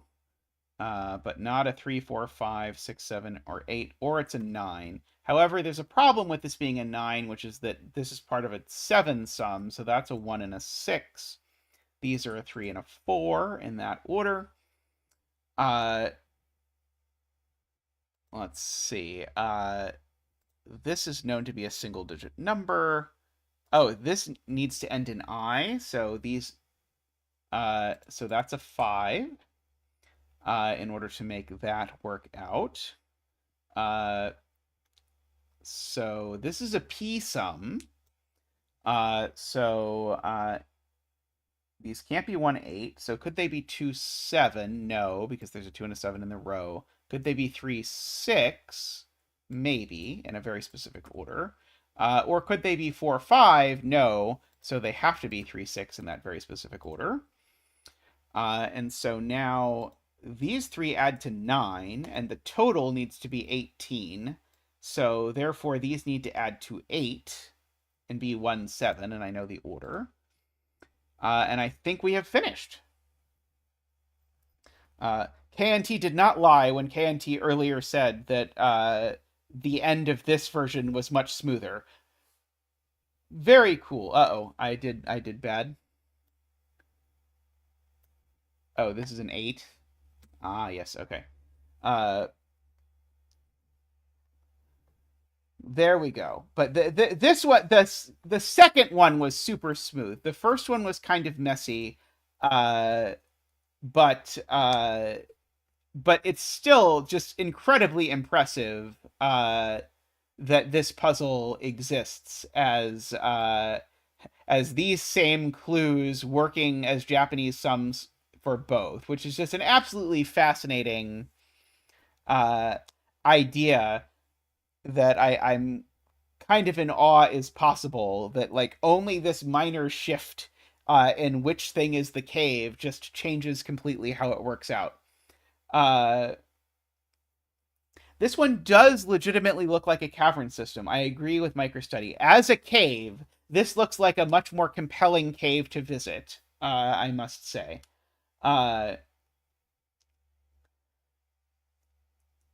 G is the only one to have the same value in both. Interesting. The fact that I was very small in one but was 8 in the other, I liked a lot. That one felt. The others sort of like, you of course knew that these had to be big in both. There was no way they were getting away with not being big in both because it was sort of given to you at the beginning. But then the fact that I was tiny in one and huge in the other, that was the one that struck me the most, KNT. Alrighty. Well, I am going to take a quick break after that. Uh, this one took way less than half the time of the first one, actually. But I'm going to take a quick break, nevertheless, and return with some other puzzle. So I will be right back.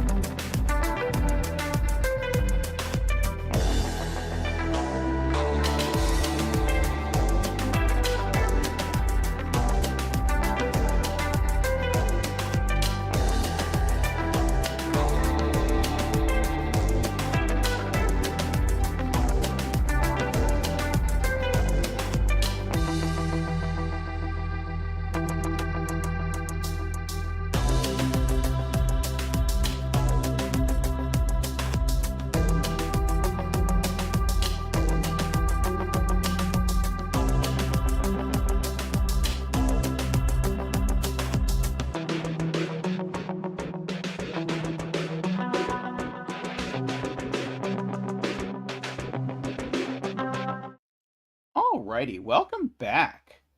Uh, I realized as I was looking through things that we have another Japanese sums cave puzzle.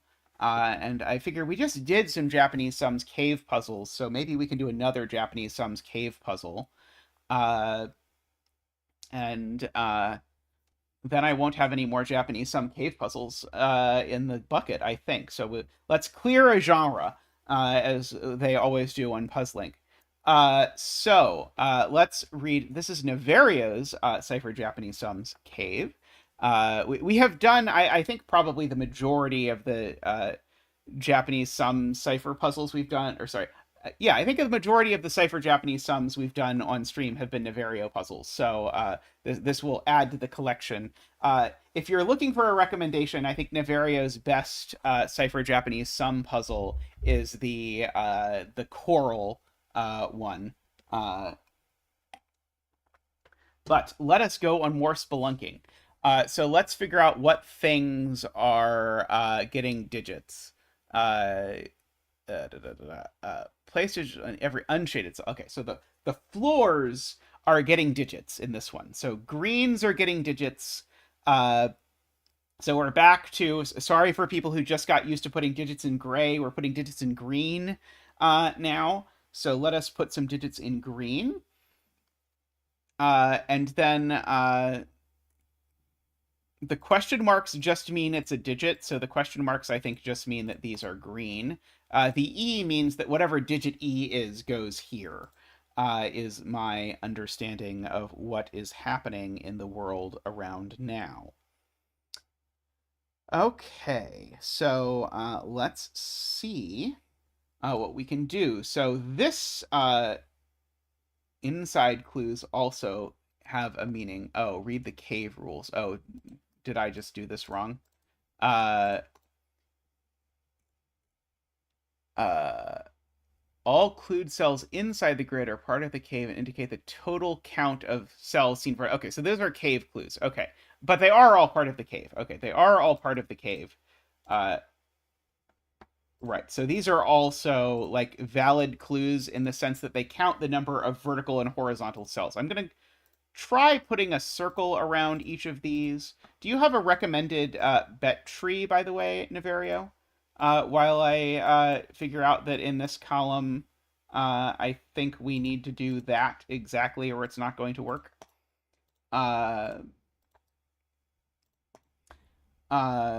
Just because we need 3 double-digit numbers, and so we can only have we can only get to that with 2 cells, and so there we go. We get all of that action happening. D and G are not the same thing, so this needs to grow in one direction or the other. There's only one there's only one group of green cells in this row, so that cell is gray for sure.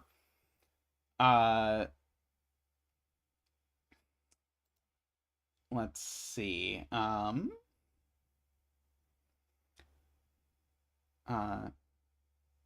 Sunny and raining sideways. The world lately has been a little strange. Row 5, column 6. There we go. So place your bets on what will end up in row 5, column 6. It may be a digit. It may not be a digit. Who knows? We will find out. So H, I guess all of these letters are at least 2, because 2 is the least you could ever see in a cave. So is the fact that H is at least 2 at all interesting? I don't think so. I don't see it as like showing up as a first digit somewhere or something. Oh,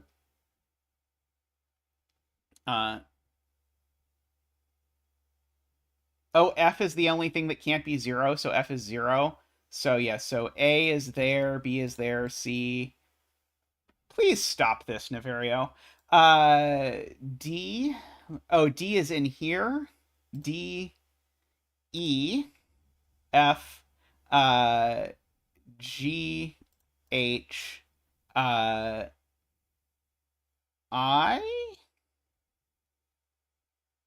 Oh, there is no I. J, and K.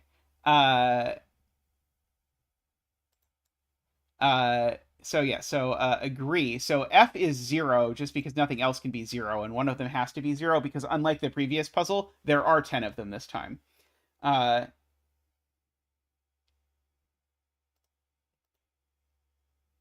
I don't want you to make it harder. I just find that deduction to be uninteresting. But I agree if it's a tutorial, you probably should introduce people to the fact that that deduction exists, and then they can be grateful when they don't need to use it. Uh,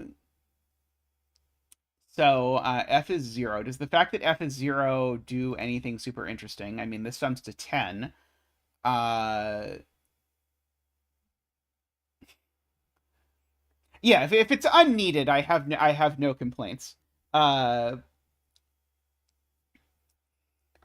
uh,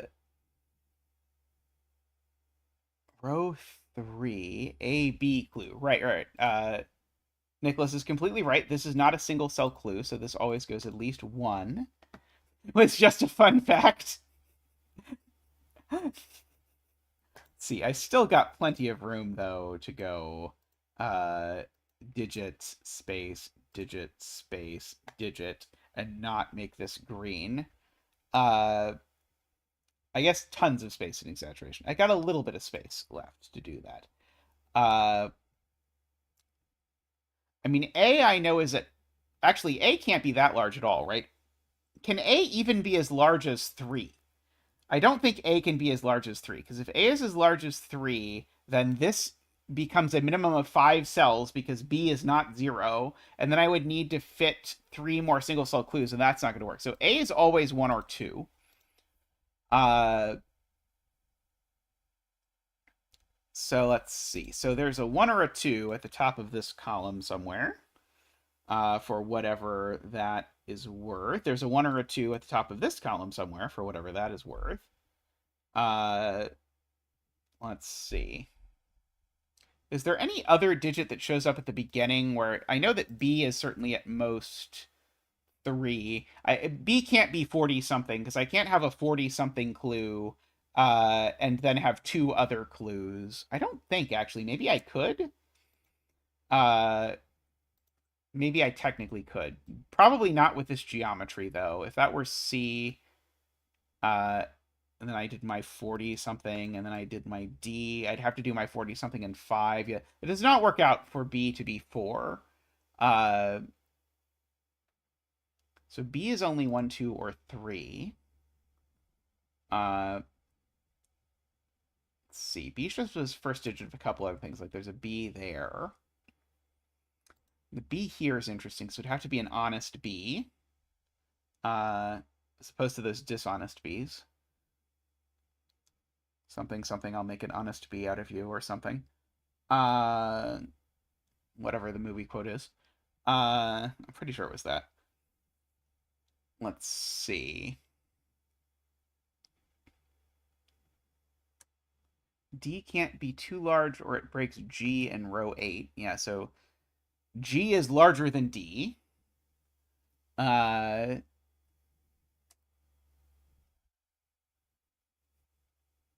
see. There's no row or column with only one clue that I can use, I don't think, to sort of deduce things. Uh,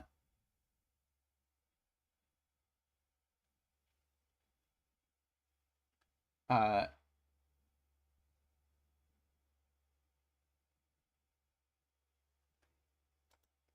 this is a G, for whatever it's worth. Uh, row 10, column 3 is green. Right. This green has to get out, is the point. So this green has to get out. So that's definitely green. I agree with that. From JLib. I was sort of hoping that that would lead me to something, but it did not lead me to something. Uh,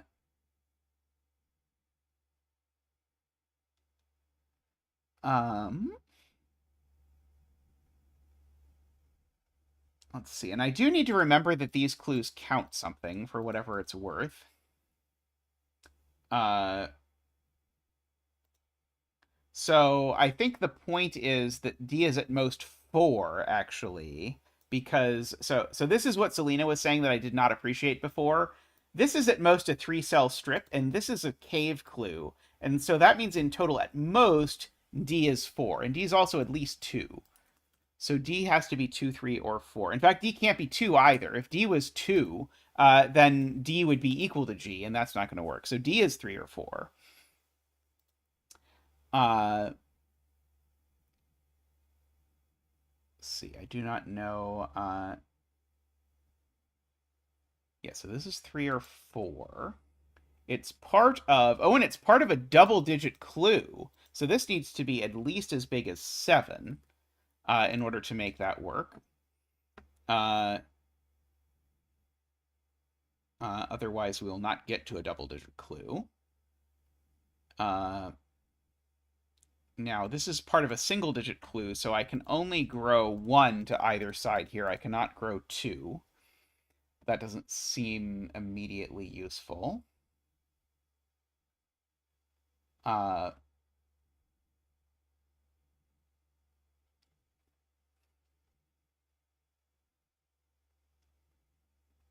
that's 3 things that come from 1, 2, 3, 4. If D is 3, these are a triple. And so if D is 3, then A and B are a 1, 2 pair, which they probably are.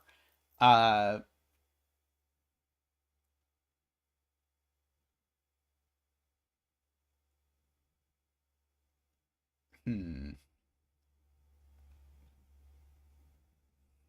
this is summing to question mark A.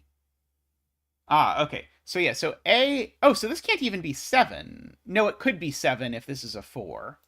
Yeah, and it can be 9 if that's a 3. Yeah, so yeah, I know that these are summing to 11 or 12, and I think all of these are options for a sum of 11 or 12 based on the fact that A is 1 or 2.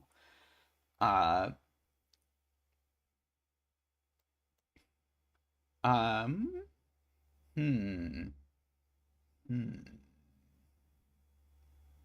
Perplexing, perplexing. There's a B there. There's an E here. This is part of a question mark B clue, but that could easily be small. I'm trying to see if like one of these clues I know has to be big for some reason. But lots of these seem to me like they could be 2.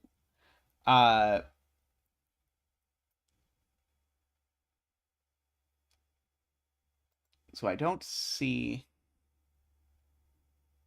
that yet. I do see that if this is green, it forces this to be green because of the no checkerboard rule. Which would make this a 3-cell green single-digit sum. But I don't see anything wrong with that.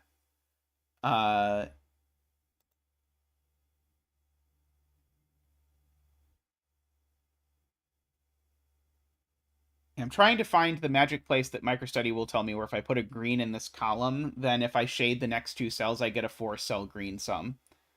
Uh,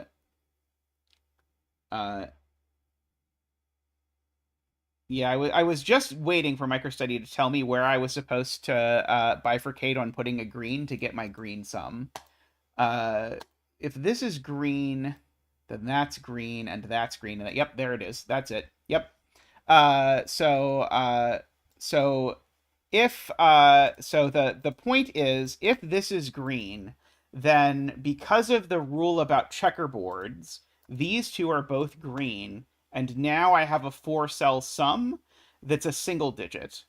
And so that therefore is not green, it is gray. This is a good deal harder than promised, I will admit. So that does it. Or at least does a little bit. This is indeed fairly complicated, Ranks. This is what passes for 2 stars on LMD these days. Let's see. So yeah, there's probably another play. So if this is green, does that break? I don't think so. Not immediately. Is it this column where I'm looking for 4-cell sums? Because if this is green, it becomes a 3-cell K sum. I don't know anything about K. It's this one. It's this one. So if this is green, it forces both of these to be green. And now the problem with that is now this is forced to be an A sum, but A is only 1 or 2. And I certainly can't have a 3-cell A sum. So that's green. And now, sorry, so that's not green. So that's gray. And now that I've started with a double gray, I almost assuredly have to just max this out, right? Yes, I now have to max out this row. That was pretty brutal. This is green to avoid a checkerboard. 3 is the max length this sum could be. So that's now that.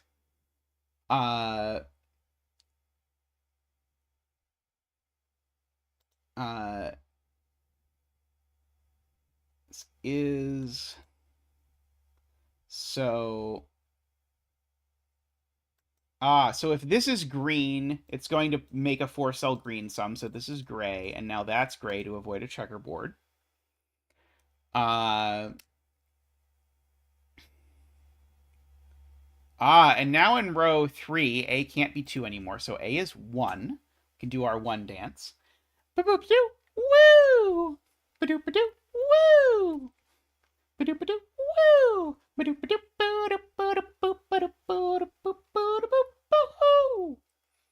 Thank you, Zach. Thank you. I certainly can't have 2 different 3-length single sum digits in column 3. I agree. But I still need 2 more sums. But I could still do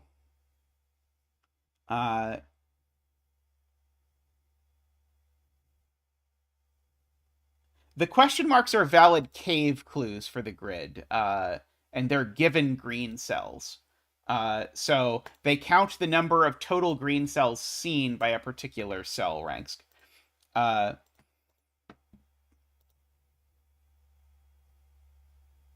Why can't this be green with my greens doing that in this column, Garion?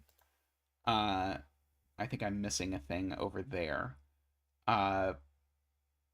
This is going for a single-digit sum. Yeah, if this is green or this is green, I get a bunch of greens because of the whole trick. But yeah, now this is a 12 sum. So now this can't be 7 any. Sorry, no. Now this can't be 9 anymore. Because now this is an 11 sum is Rank's point. This is an 11 sum. So it's either 8 and 3 or 7 and 4. H is now at least 4 for whatever that is worth. Seems like a pretty limited amount to me. If this is green, that's green anyway. If this is gray, I think if we bifurcate on this, I think this will break. If this is gray, because this is a double-digit sum, this is also gray. And so now B is at least 2, so I now need at least 3 cells here, and then I have nowhere near enough room. So this can't be gray. It must be green, which then forces that to be green as well. And now this is a BE sum, so that's also green. And now the rest of the column is forced because I still need 2 more. Like that. This is gray to avoid a checkerboard. So we've got all of those things filled in. Now BE, B now must be 2 because this is only 3 cells in size. And now it can only be 23 or 24 because 23 and 24 are the only numbers I can get in 3 cells. 24 is the most. So these are, in fact, a 3-4 pair, which makes all of the rest of these a 5, 6, 7, 8, 9 quintuple. This is green to avoid a checkerboard. So H is now actually at least 1, 2, 3, 4, 5, 6. H is at least 6 currently. Just to make that work. But H is at least 6, but it's also at most 6. Selena points out because this is a single digit sum. So H is 6. Gorgeous. And these are a 1-2 pair. And that makes these gray because this 6 is counting these 6 green cells. If any of those cells I just made gray were green, this 6 would be more than 6. And 6 can't be more than 6 because that's in one of the rules. So that's exactly 6. That was very nice. I liked that that setting there. That was classy. And now this column is actually forced because I need to sneak a third green segment into it. Okay, this is a single-digit clue, so this gets grayed on both sides, which forces that gray there by checkerboardology. Hey, Manti! If this is green, it can only be a 1 or a 2, but I don't know that that tells me anything. This digit's at least 3, for whatever that is worth. This green has not gotten out yet, and that gray is a corner, or that gray avoids a checkerboard. This green, J40's point is, this green is completely held in until I greenify all of those cells. And now this is a 3-cell K sum. But we know that A is 1, so there's a 1 up here. And so these are a 2, 3, 4. It's the only way I can get a single-digit sum over here. And therefore K is 9 in order to make that work. Whoop. Okay, and if K is 9, that means G's not 9, which means that G needs a 9 in it, or needs a 1 in its sum, which can't go here because this is a 1-2 pair, so that's a 1. G is not 5, I know. And G also can't be 7 because this would have to be a 1, 2, 4. And that doesn't work because if this were a 1, 2, 4, this would be a 4, and that would have to be a 2, but it can't be. So G's never 7. G is 8. So these are a 3, 4. Oh, this just is a 4, by the way, because I can count. And so this is a 7 because of Rank's earlier point that 4 plus 7 is 11. So this is not a 9 or an 8. This is a 5 or a 7. G is still G, and G is 8, we have said. So that is an 8. Let's see. This is a sum of 10. So it's not 4, 6, 3, 7, or 2, 8. So these are a 1, 9. They have no other choice. And these need to be a double-digit sum. They need to involve a 6 at least, because they can't involve a 7, 8, or a 9, and if I don't use something as big as 6, I'm not getting to double digits. But 6 I could only combine with 4 or 5, and 4 is already gone. So these have to be a 5, 6 pair in order to make that work. Column 1 does need another green Houdigi. That is a good point from Josh. These greens need to get out, in fact, actually. These greens are sort of hanging out trapped at the bottom. This is part of a double-digit sum, so it comes up at least that far. Now, this row only has 1 clue, so these greens green their way over to here at least, making this at least a 4. But it could be larger. This I know is a 3 or a 4 for whatever it's worth. J is a 5 or a 7 for whatever it's worth. Row 10.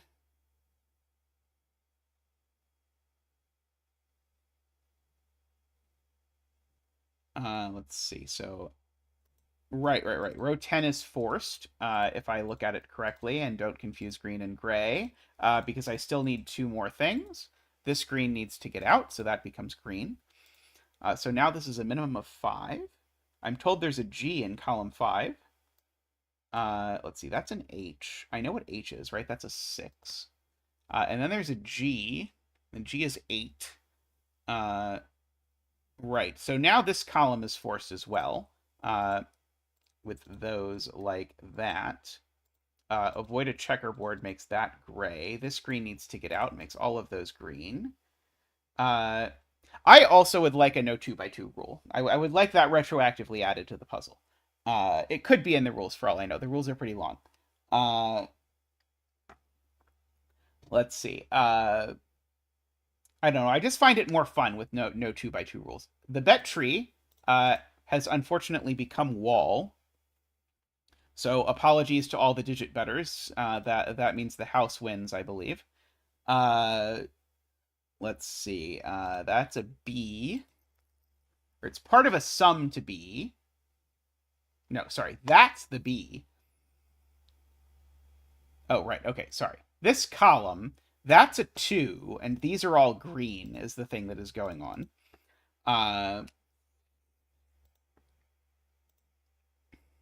Let's see.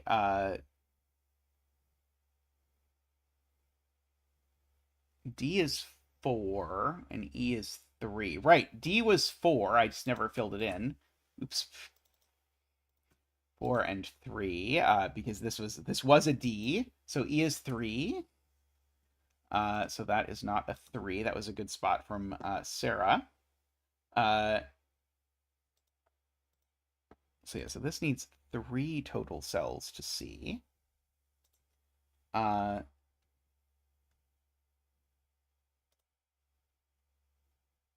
B is 2. Okay, B is 2. So I can't get to 20-something in 3 if I use a 2. Oh, I could get to... No, I could get to 20... No, I cannot get to 20 exactly even. I can get to at most 19. So this is always green, which forces that to be gray and that to be green, and the green gets out.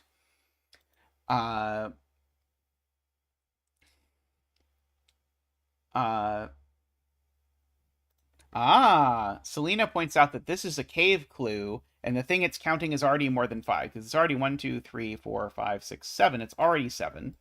So that's a 7, which means that that's gray, because otherwise it would be more than 7. So that's gray. In order to make that work. And that tells me... Oh, maybe that didn't actually tell me... Oh, no, that tells me that J is 7, right? That was a J. It's a 7 and a 5. So C is 5. Does C appear anywhere? C appears here. This is a 2-cell sum to 5. So these are from 1, 2, 3, 4. Oh, this is a G. G is 8. This is an A. A is 1. So these are 1 and... Sorry, these are not 1 and 4. So this is not the 1 for the A sum over here. So this is... So that's a 2 and a 1. I am being told that J is J in row 10. I agree. J is J, which is 7. J is also J in row 1, which is 7.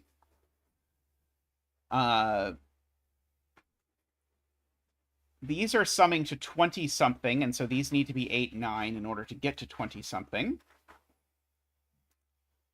So this is a double-digit sum, so that's got to be green. And this has to be... because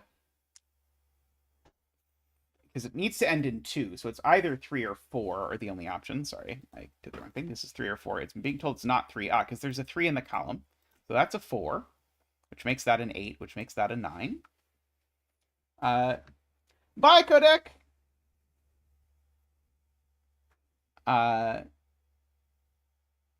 Good night, my friend. This is green to avoid a checkerboard. In Codec's honor. This is green to avoid a checkerboard in Codec's honor. This gray needs to get out, so that's gray. That's gray to avoid a checkerboard.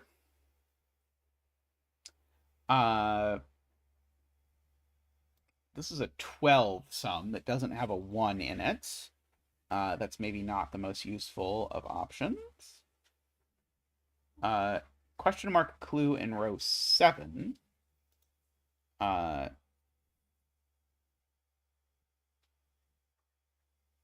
What about it?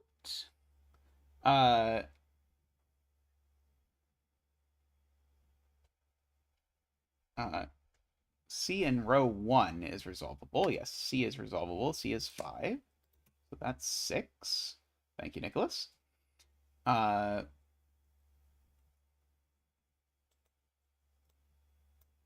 Yes. Let's see. BE is 23. Okay, so this is 6, 8, 9 for sure. This is the only way to do that. So that's not 6, that's not 8. Yeah, I don't know anything about that. La, la, la. Right. If this was green, Garion points out that would give me a 4-cell green sum. That's not going to work. And I only get 3 total clues, so this must be one of them.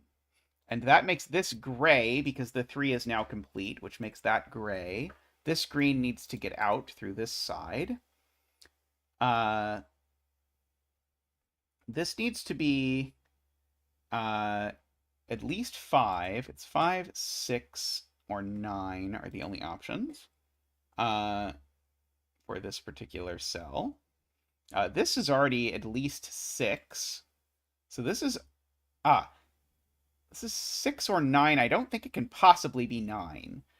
Just by the fact that it's at least 6 and it's not 7 or 8. If this wanted to be 9, it could be 9 if it went 1, 2, 3, 4, 5, 6, 7, 8, 9. It would have to look exactly like that to be 9. But that's probably possible. But this is 6 or 9. Oh, this can't be 6. If this was 6, that's dumb. If this were 6, those would both be gray, and this would be isolated. So this is 9, and it looks exactly like what I just described, which is that, with that being gray. By the way, the reason why it couldn't just be 9 in the column was because of the green at the bottom, and there's only 9 digits I can put in a column.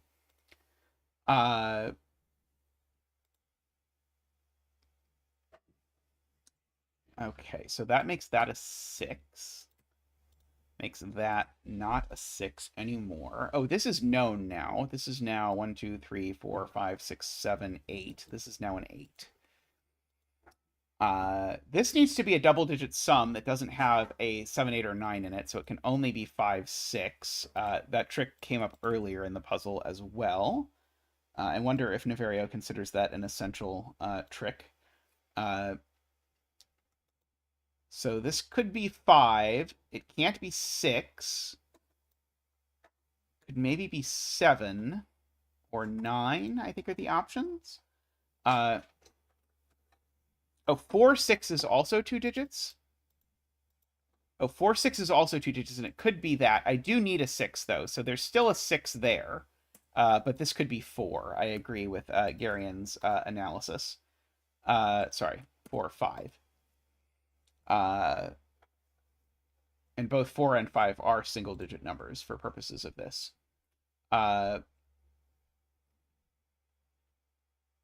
Okay, this can no longer ever possibly be 6, because whether it goes that way or that way, it always buys extra cells beyond...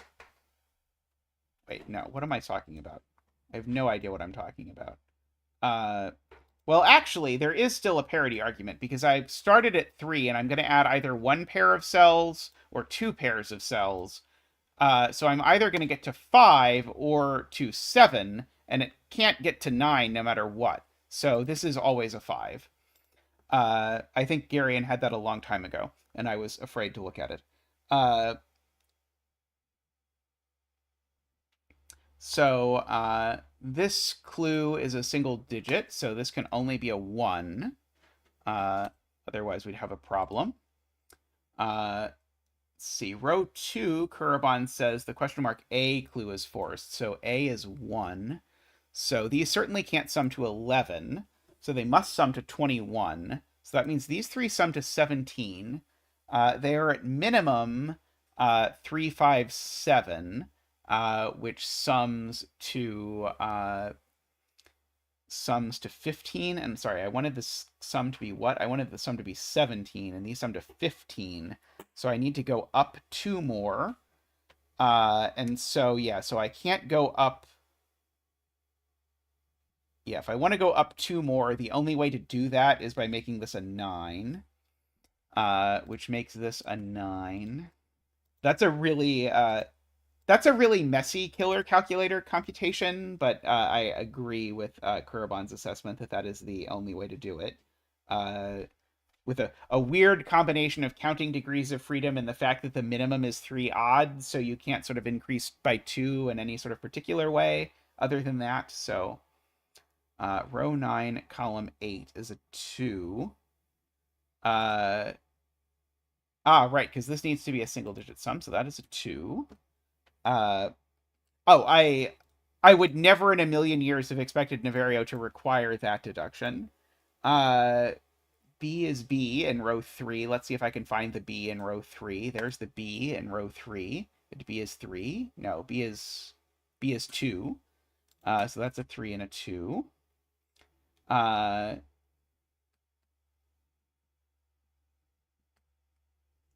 let's see. So this is 15 in 2 cells. It's possible to do. So no, not 15. This is A, B. No, this is 12 in 2 cells, making that a 4. Uh, let's see. Oh, this row has two. Oh, wow. This would have been 5 if I'd have just looked at this row at all at any point in my entire life, but I did not.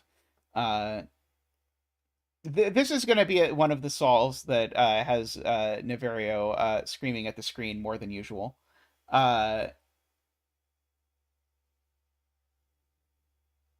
Row 7, column 1 has to be a 2. Right. That does have to be a 2. Malcor's completely right. These two sum to a single-digit number, and that only works with a 2. Not a 4 and a 3.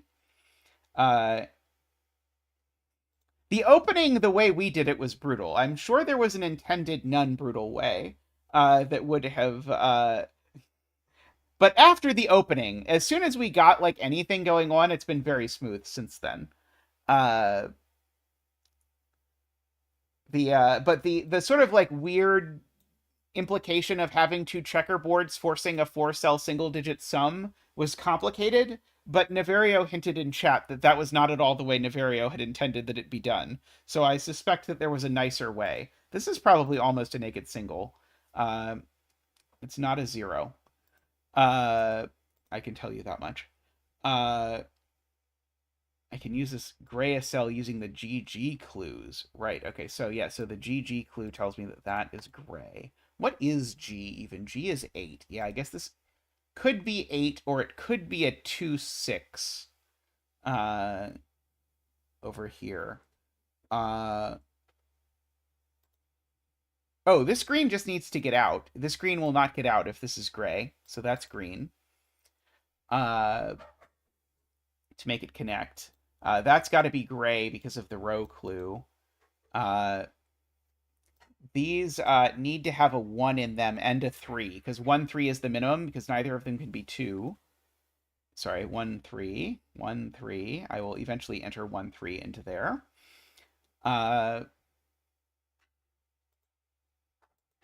There's another black circle. Oh, this black circle. Yes, this black circle sees 5 total things. Which is good. Now I have to do math again. So E is 3. So these two need to add to 10 is what's happening here, because E is 3. And so they could be 1, 9, but not 2, 8. They could be 3, 7. So they're 1, 9 or 3, 7. That's not the 7. That's not the 9. So that's not the 3, and that's not the 1. To make that work, let's see. Row 6, column 9 is a naked single. That sounds helpful. So it's not 1, 3, 4, 5, 6, 7, 8, or 9. So it is a 2. Beautiful. Let us see further. Okay, so these... Oh, right. These... Wait, no. Does it help if the row 10 sum is even? Let's see. So what do I need to omit, I guess, is the question. No, I don't even know. Oh, okay, yes. So the point is... No, I don't have 9 digits in this row. I think this is going to be a little bit messy.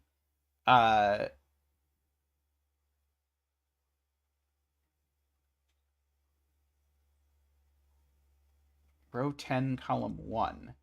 uh, 0, 5, or 9. Oops, sorry, it's not a 0, not that it is a 0. G clue in row 8 is a single 8. How do I know that this isn't a 2-6 pair? To Manti. Two twos looking at it. Oh, there are two twos looking at it. Yep, there are two twos looking at it. Right. So yeah, I used those two twos earlier even. So we finished the shading, made this an 8.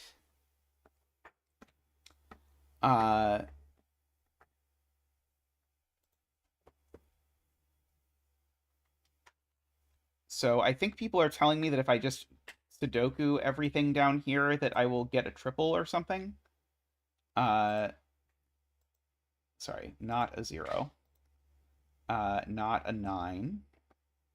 Not a 0. Oh, yes. There just already is a 459 triple. Got it. Sorry, I thought people were telling me I had to pencil these to find my 459 triple, but no, there's already a 459 triple, so this is not a 4 or a 5. And this is not a 4, 5, or 9. So that is a 1-3 pair, which makes that a 9. Gorgeous, okay. Which makes that a 1, which makes that a 3 and a 1, and a 3 and a 2. Just made that a 5 and a 3. Was not expecting a triple. Surprise triple. These digits need to be marked, which tells me that this is a naked 4, making that a 5, a 9, and a 4, making that a naked 1 and 2, giving me the 9 and 1 and 8 and 9. And there we go. Not anywhere near as easy as advertised, but still very nice. I'm trying to remember, what was the one spot in there that I thought was really slick? There was some super... Oh, it was this. It was the fact that this cell had to be at least 6, but was part of a 3-cell sum to a single-digit number. That was incredibly slick. Microstudy confesses to using uniqueness.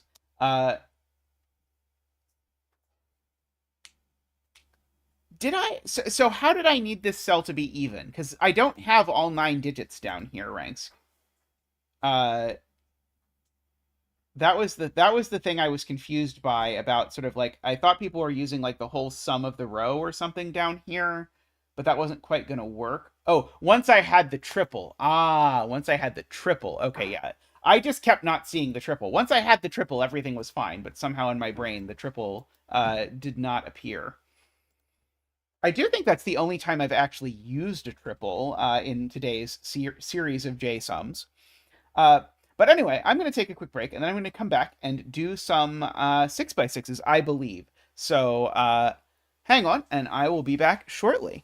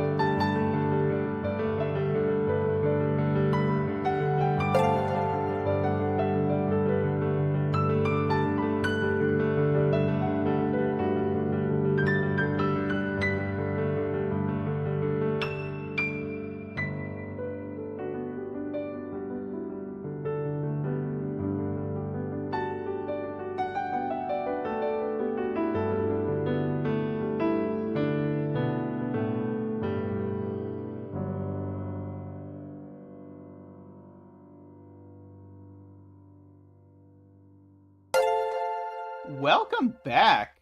And I see that while I was gone, Danita gifted 5 zetamath Does Puzzles membership. So thank you so much, Danita. Let me get you a donation dance. Thank you so much, and welcome to all the new members. Enjoy your wonderful Zach emotes, especially Ace of Spades, who drew one of the Zach emotes. So welcome to membership. Boo boo boo doo boo boo boo doo boo doo boo boo boo doo boo doo boo boo. Woohoo! Ba-do-ba-doo boop boop woohoo! Ba-do-ba-doo boop boop woohoo! Ba-do-ba-doo waha! Thank you, Zach. Thank you. Uh, got a lot of familiar names in there. Thank you so much, Danita. Greatly appreciated.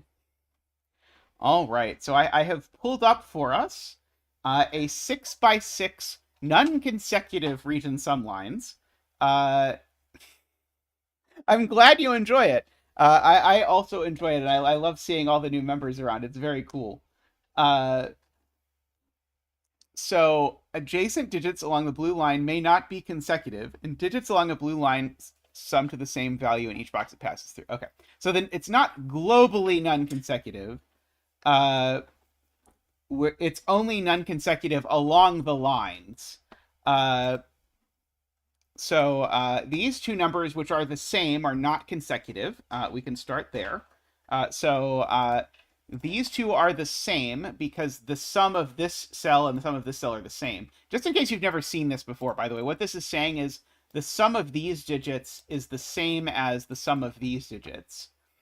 MicroStudy's telling me to do the 9x9 version. If someone links me to the 9x9 version, I will certainly bucket it. So the way these lines work is the sum of these 3 digits is the same as the sum of these 2 digits, but also I can't put consecutive digits next to each other. So these two can't be consecutive, for example. Okay, these two are the same digit as well.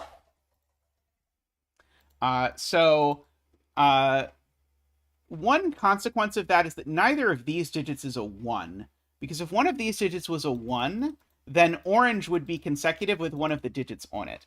So I'm just going to mark for myself, because I think it might be relevant, that 1 in this box is in one of these cells, provided that my keypad will let me, in one of these 4 cells. Because I also kind of want to think about, like, if 1 was there, would that also break? No, not quite. Yeah, these two are the same for sure.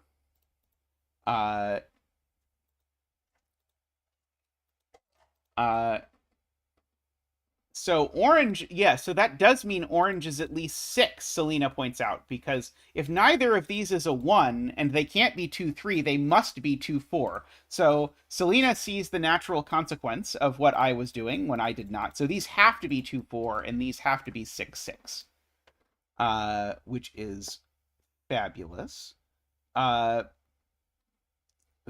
one can't be a 1, but this one could, I believe, looking at this line over here. Seems awfully hard to believe that this digit's a 6. But we shall we shall leave it for now as a possibility. Let's see.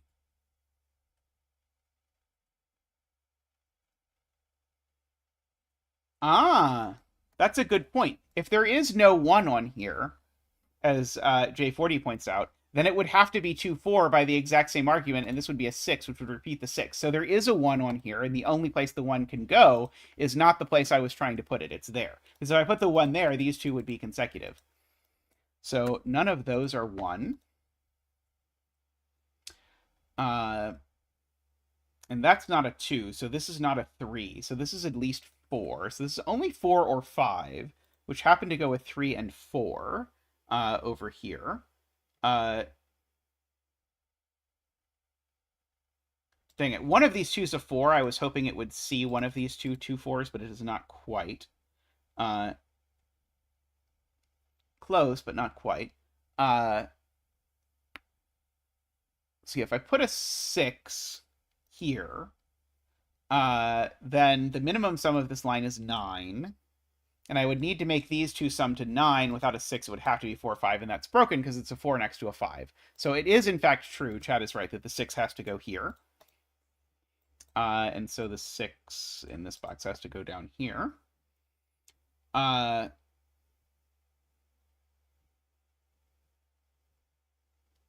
Okay, so Selena is looking at sort of the minimum of this. It can't be 1, 2, 3. And it can't be 1, 2, 4 either. So it's at least 1, 2, 5, which is 8. But then Danita is looking at what's the biggest this could be. And so the biggest it could be is 3, 5, because of the 6 being gone, but that is also 8. So therefore, this is 3, 5, and this is 1, 2, 5. Now, I can think a little bit about it. I can't put the 2 there because the 2 is next to the 1, and then the 2 would be next to the 1 either way. I can't put the 1 there because then the 1 would be next to the 2. So, in fact, that's got to be the 5. These are a 1, 2 pair. That's a 3. That's a 3. This 3, 5 tells me that that's a 4 and that's a 5, which tells me that that's a 2 and that's a 4. Green isn't 1 anymore because of the 1, 2 pair there, so that's not the 1, so therefore that's the 1. That's a 2 now. This is a 3 or a 5, but it's not a 3 because that's not a 3. That was great spotting to Selena, and very cool setting. And now that this is a 3, this can't be a 2, so that's a 1 and a 2. So that's a 2. This is a very cool puzzle. So these are a 3, 6 for whatever that is worth. That is a 4, 4. These are a 1, 2 going in that order. Let's fill in these. These are, in fact, actually, let's just fill them in by way of mark rather than worrying about it unduly. So that's a 2 and a 5. 2 can't go next to 3, so that's a 6 and a 3. These aren't 6. These aren't 3. Let's see. So the total is 9. So 2 plus 6 plus 4 is not 9. So this is a 1, and that's a 4. And that's a 3 and a 4 and a 6. And a 1 and a 6 and a 3. Beautiful puzzle, Heliopolix. And great spot, Selena. That was both a beautiful spot and a hilarious little touch there. Alrighty. We've got plenty of time to do another 6x6. So let me go pull one up. I'll be right back.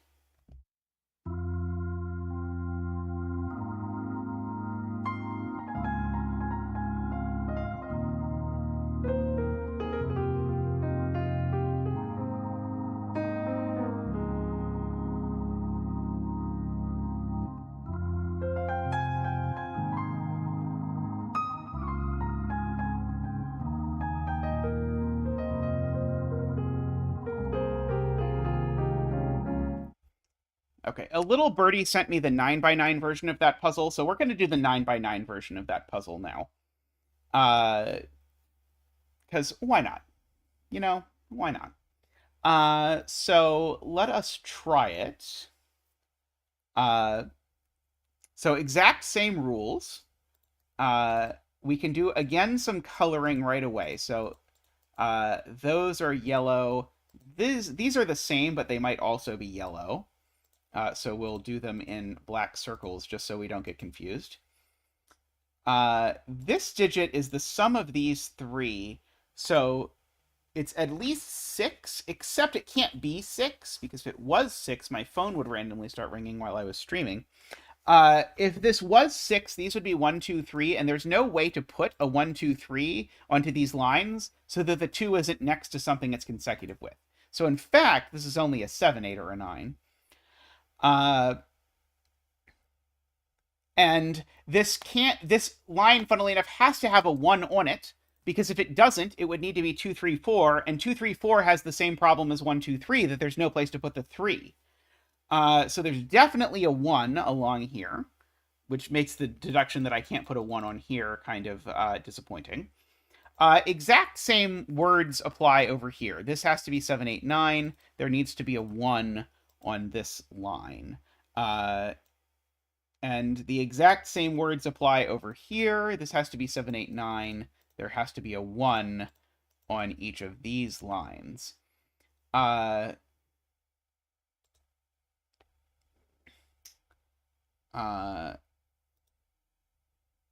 and this line just sort of bends back in here, so that's not... it's not like, oh, if I make this a 1, I need to make those two cells sum to 1. That's not how it works.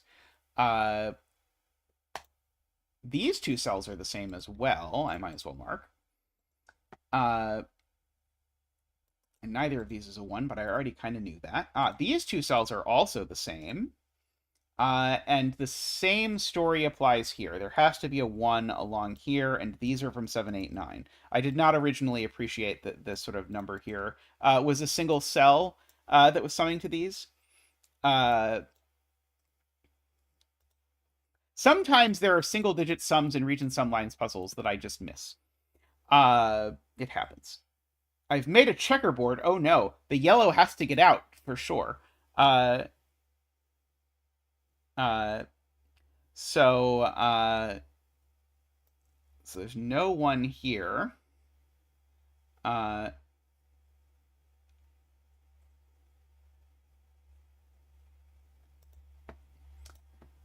See, people are debating whether this is going to rope or not.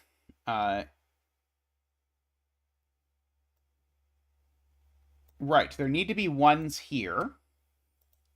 Because the sum is the same, and so there's definitely 1s down here. Okay, now what could this actually be? If it's 1, 2, 4, the middle cell is a 4. If it's 1, 3, 4, the middle cell is a 1. And if it's 1, 3, 5, it just doesn't matter. And if it's 1, 2, 6, the 6 is in the middle, which I think amounts to that was a waste of time, but maybe someday it will be useful, is my conclusion from that.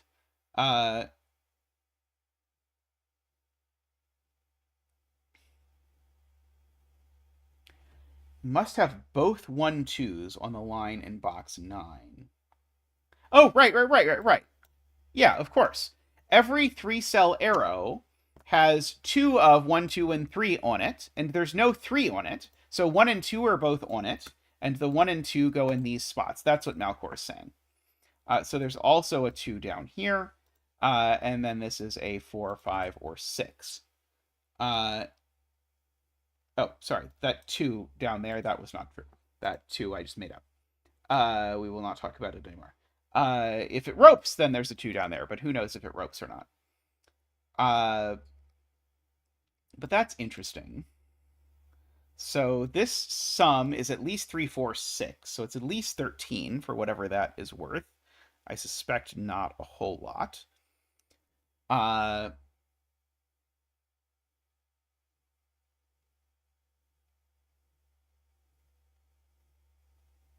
Let's see.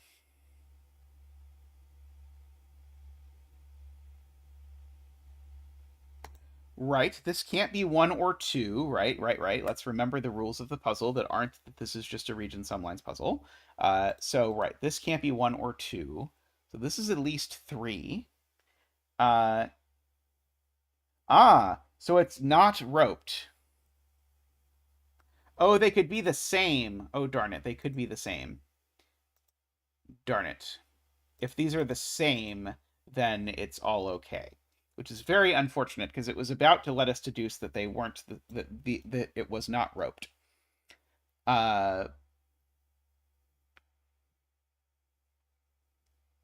uh,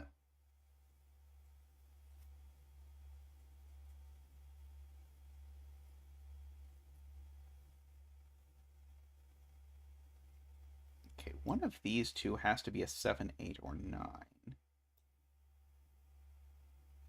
Place orange in box 6. So orange does not go any of these places. Orange does not repeat on this line. Uh, orange is a minimum of 1, 4, 5. Right. Orange is a minimum of 10 because, again, I need to use 2 of 1, 2, 3 on here. So I could only use 1 of 1, 2, 3 in here. So that would be the 2 and the... Sorry, I did not add that right. Orange is a minimum of 6. If these are 2 and 4, because there's no 1 on it.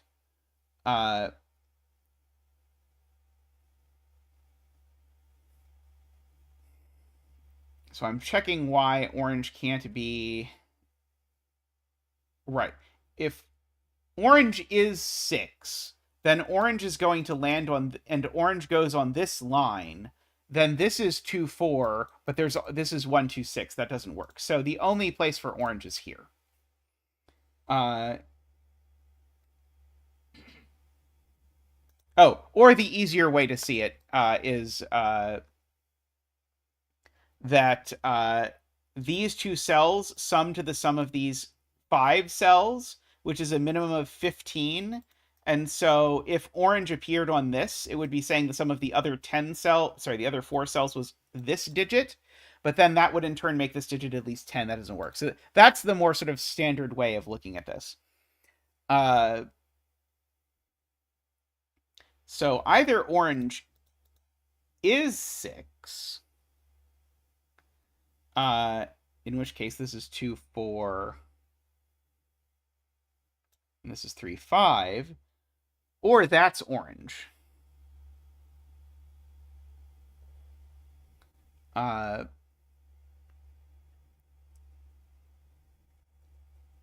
don't see how to resolve that yet.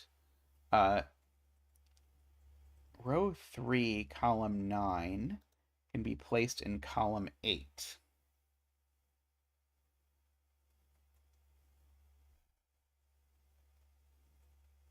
Right. If this shows up on here, it needs to go with a number that's at least 2.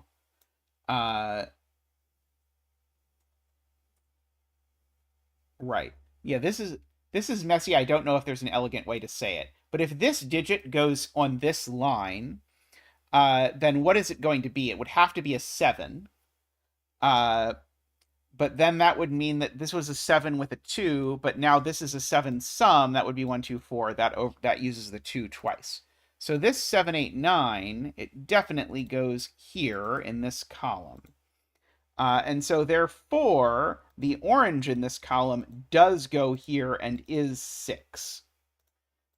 So that is rather large, making this a 2, 4 in terms of that. And we can bring out Zach for his 60 dance. Boop-a-doo.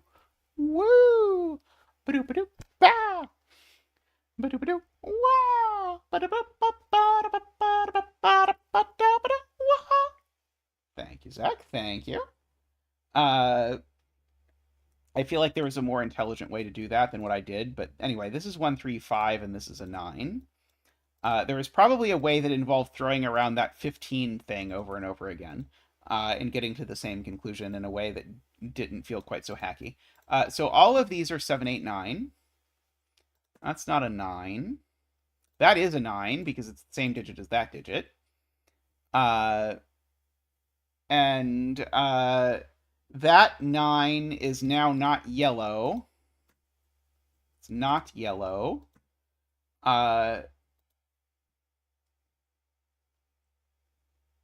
Let's see. Oh, 1 plus 2 plus 6 is 9.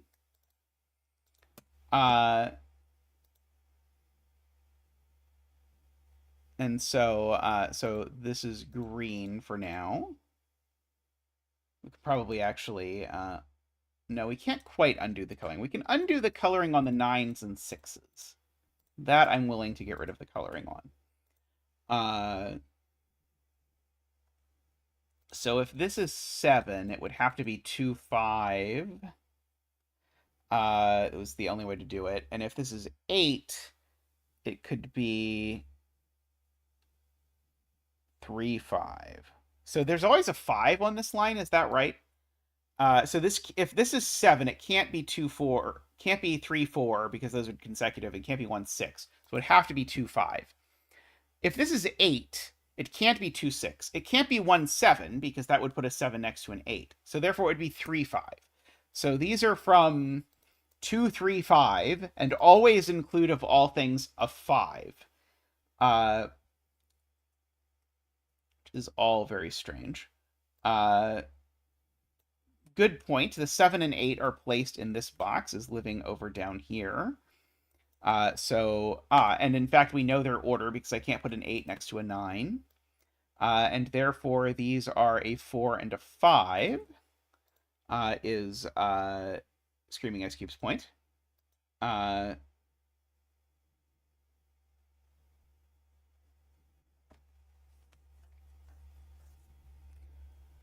Let's see. So if this is a 7 now, is there 1, 2, 4? And this can be none of those. So if this is a 7, these are a 1, 2, 4 triple, and this would have to be the 1, but then that puts the 1 next to the 2 because of the 2, 4 here. That doesn't work. So that's not a 7. It's an 8 or a 9.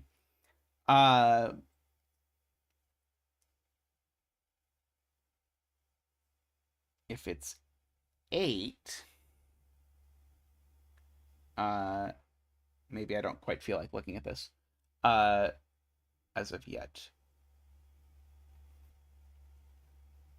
8 in box 8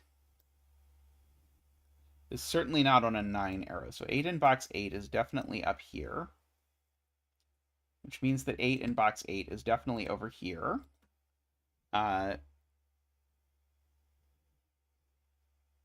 Okay, agree. So this is a 7 or a 9. If this is a 7, again, this is 1, 2, 4. And the 4 has to go in between the 1 and the 2.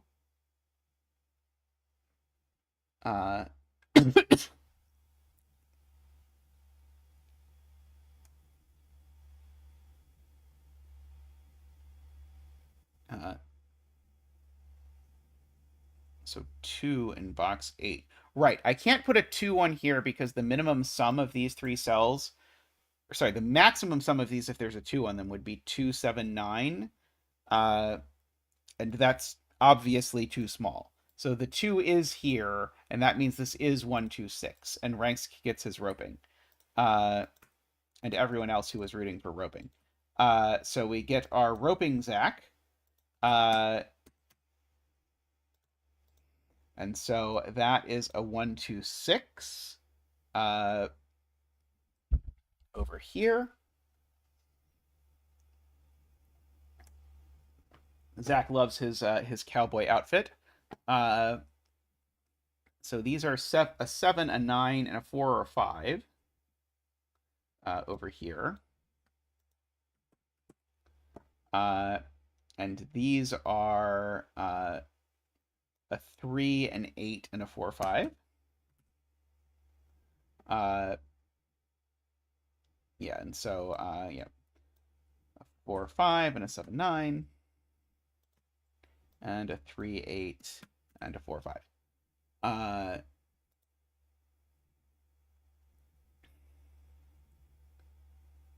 Okay. I don't think this can ever be a 5. Because this is a 5. It's either a 2, 3, which doesn't work. Oh, it could be 5, 1, 4. Never mind. Sorry, there is a combination that works. If this is a 5, it's exactly 5, 1, 4. Is the point. Get Sudoku some 6s over here.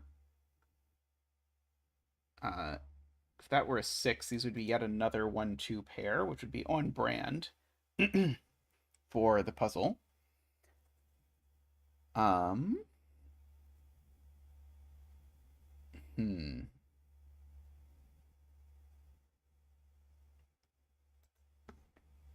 Yes, this this digit is also big because there's no 1 on this line. So the minimum it can be is 2, 4, which is 6. So this is also a 7, 8. Very, very good spot from Malcor there. So that 7, 8 goes there. It's going to get a color. It's going to be orange. Because that 7, 8 does not repeat on its own line and doesn't go on an arrow that sums to whatever it sums to.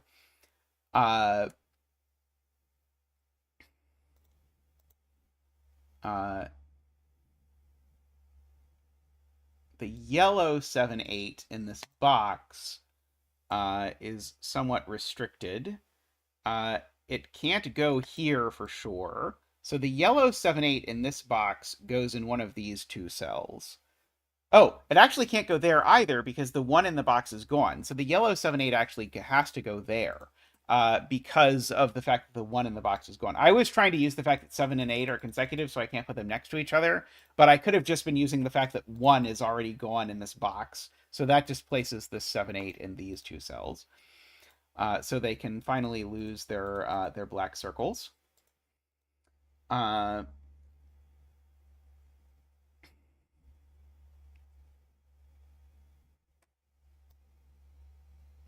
now yellow in box 3 is in one of these 2. Oh, no, yellow in box 3 is now here because 7 and 8 are already gone in this column.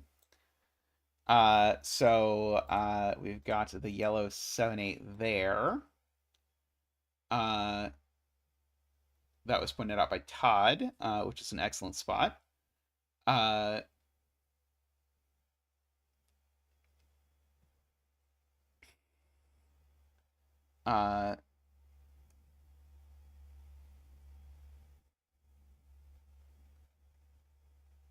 Orange as well. Orange. Right. Orange is there because orange can't go on this arrow and can't go in a column with a 7 and an 8. Let's see. In this box, I guess I've got a little flexibility.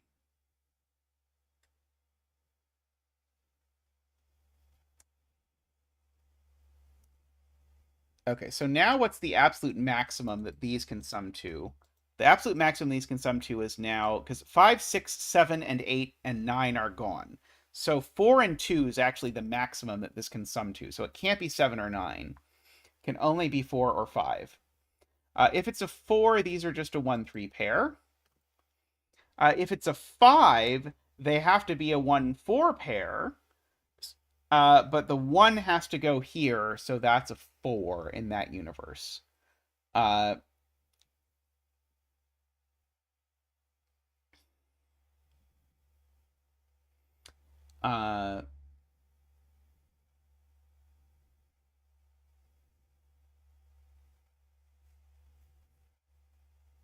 right. So there's always a 1. And the 1 can never go there for reasons that we have discussed at some length. So that's always a 1. So that's a 5. So these are less 5. That's not 1. That's a 2 and a 1. which makes that also a 1 so as not to repeat them. I guess I could have marked these as being identical a long time ago if I had paid attention. I did not. I have not been at the high ebb of my focus. That 1-3 pair looks up at that, places that one like that. Let's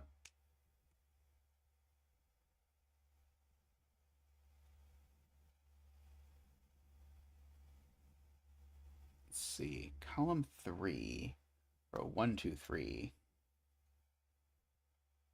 Our max 2, 4. Sorry, our max 24. Max 12.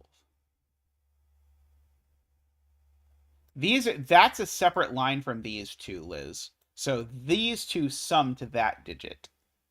Not these three together summing to these three. Where is the 2 in column 7 is an excellent question because the 2 can't go next to a 1, so the 2 in column 7 is there. And so these are either 3, 4, or 3, 5. So the 3 always goes here, because if this is not a 3, I can't get a second 1, 2, 3 on here because of the 1, 3 pair over there. And so this is a 4 or a 5, and that's a 4 or a 5. So these are a 4 or 5 pair. I know one of these two is a 1 for whatever it is worth.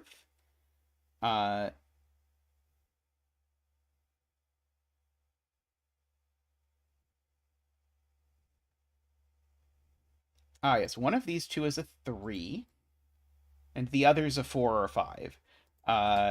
Malcor points out, which gives me a 3, 4, 5 triple in the row if I pay attention. So these cells are 6, 7, 8, 9. This one's not a 9 or an 8. So this is a 6 or a 7. But this one's not a 2. Sorry, this one's not a 1. So this is at least 2. And so this can only be 2 or 3. Those are the only possible options that happen here. This 8, 9 now is... Oh, no, it's not quite placed.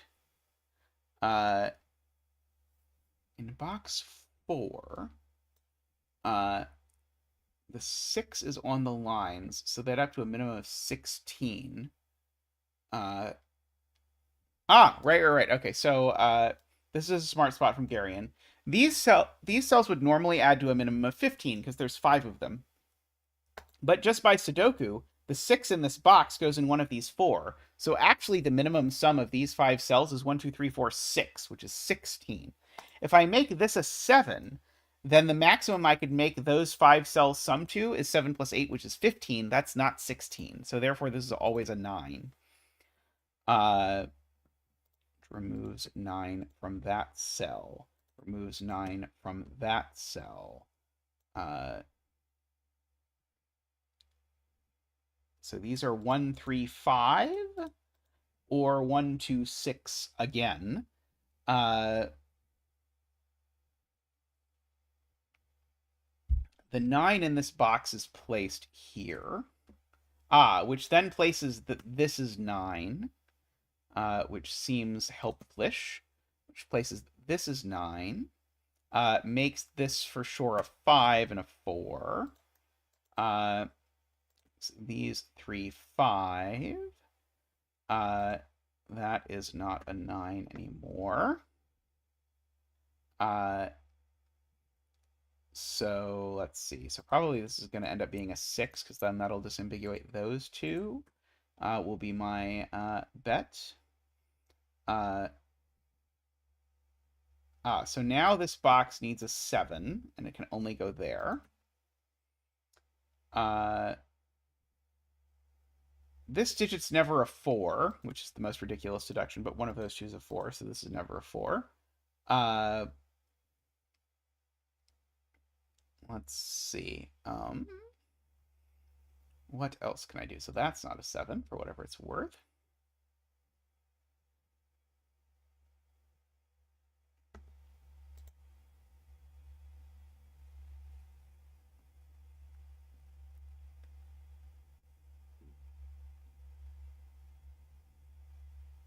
orange in box 2 and then in box 1.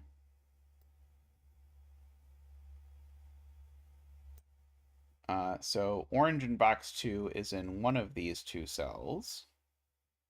So orange in this box is in one of these two cells. I think Josh sees something I don't. Let's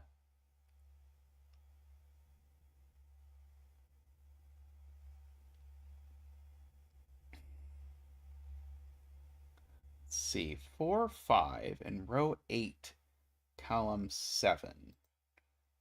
Eliminates 4, 5. No ranks because they could be the same digit. If these two are the same digit, they're not consecutive, annoyingly. And in fact, because of this 4, 5, if this is a 4, 5, they would be the same digit, which is very disappointing. Row 6, column 1 is a 2 or a 3. Okay, let's mark in this row for the world's tallest cat, who sees that they cannot be 7 or 8.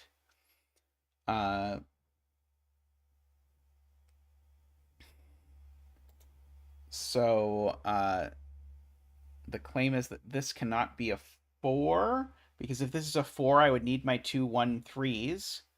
My 2 1 2 3s, and they would have to be a 1 3, and 4 1 3 is 8.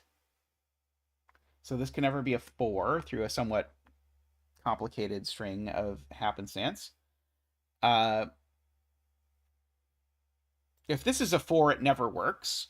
Because if this is a 4, what am I summing to? I'm summing to 8, then this is another 4.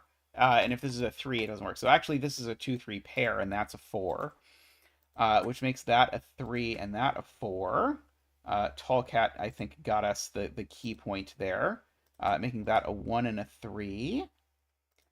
So those are not 3. 2 plus 5 is 7.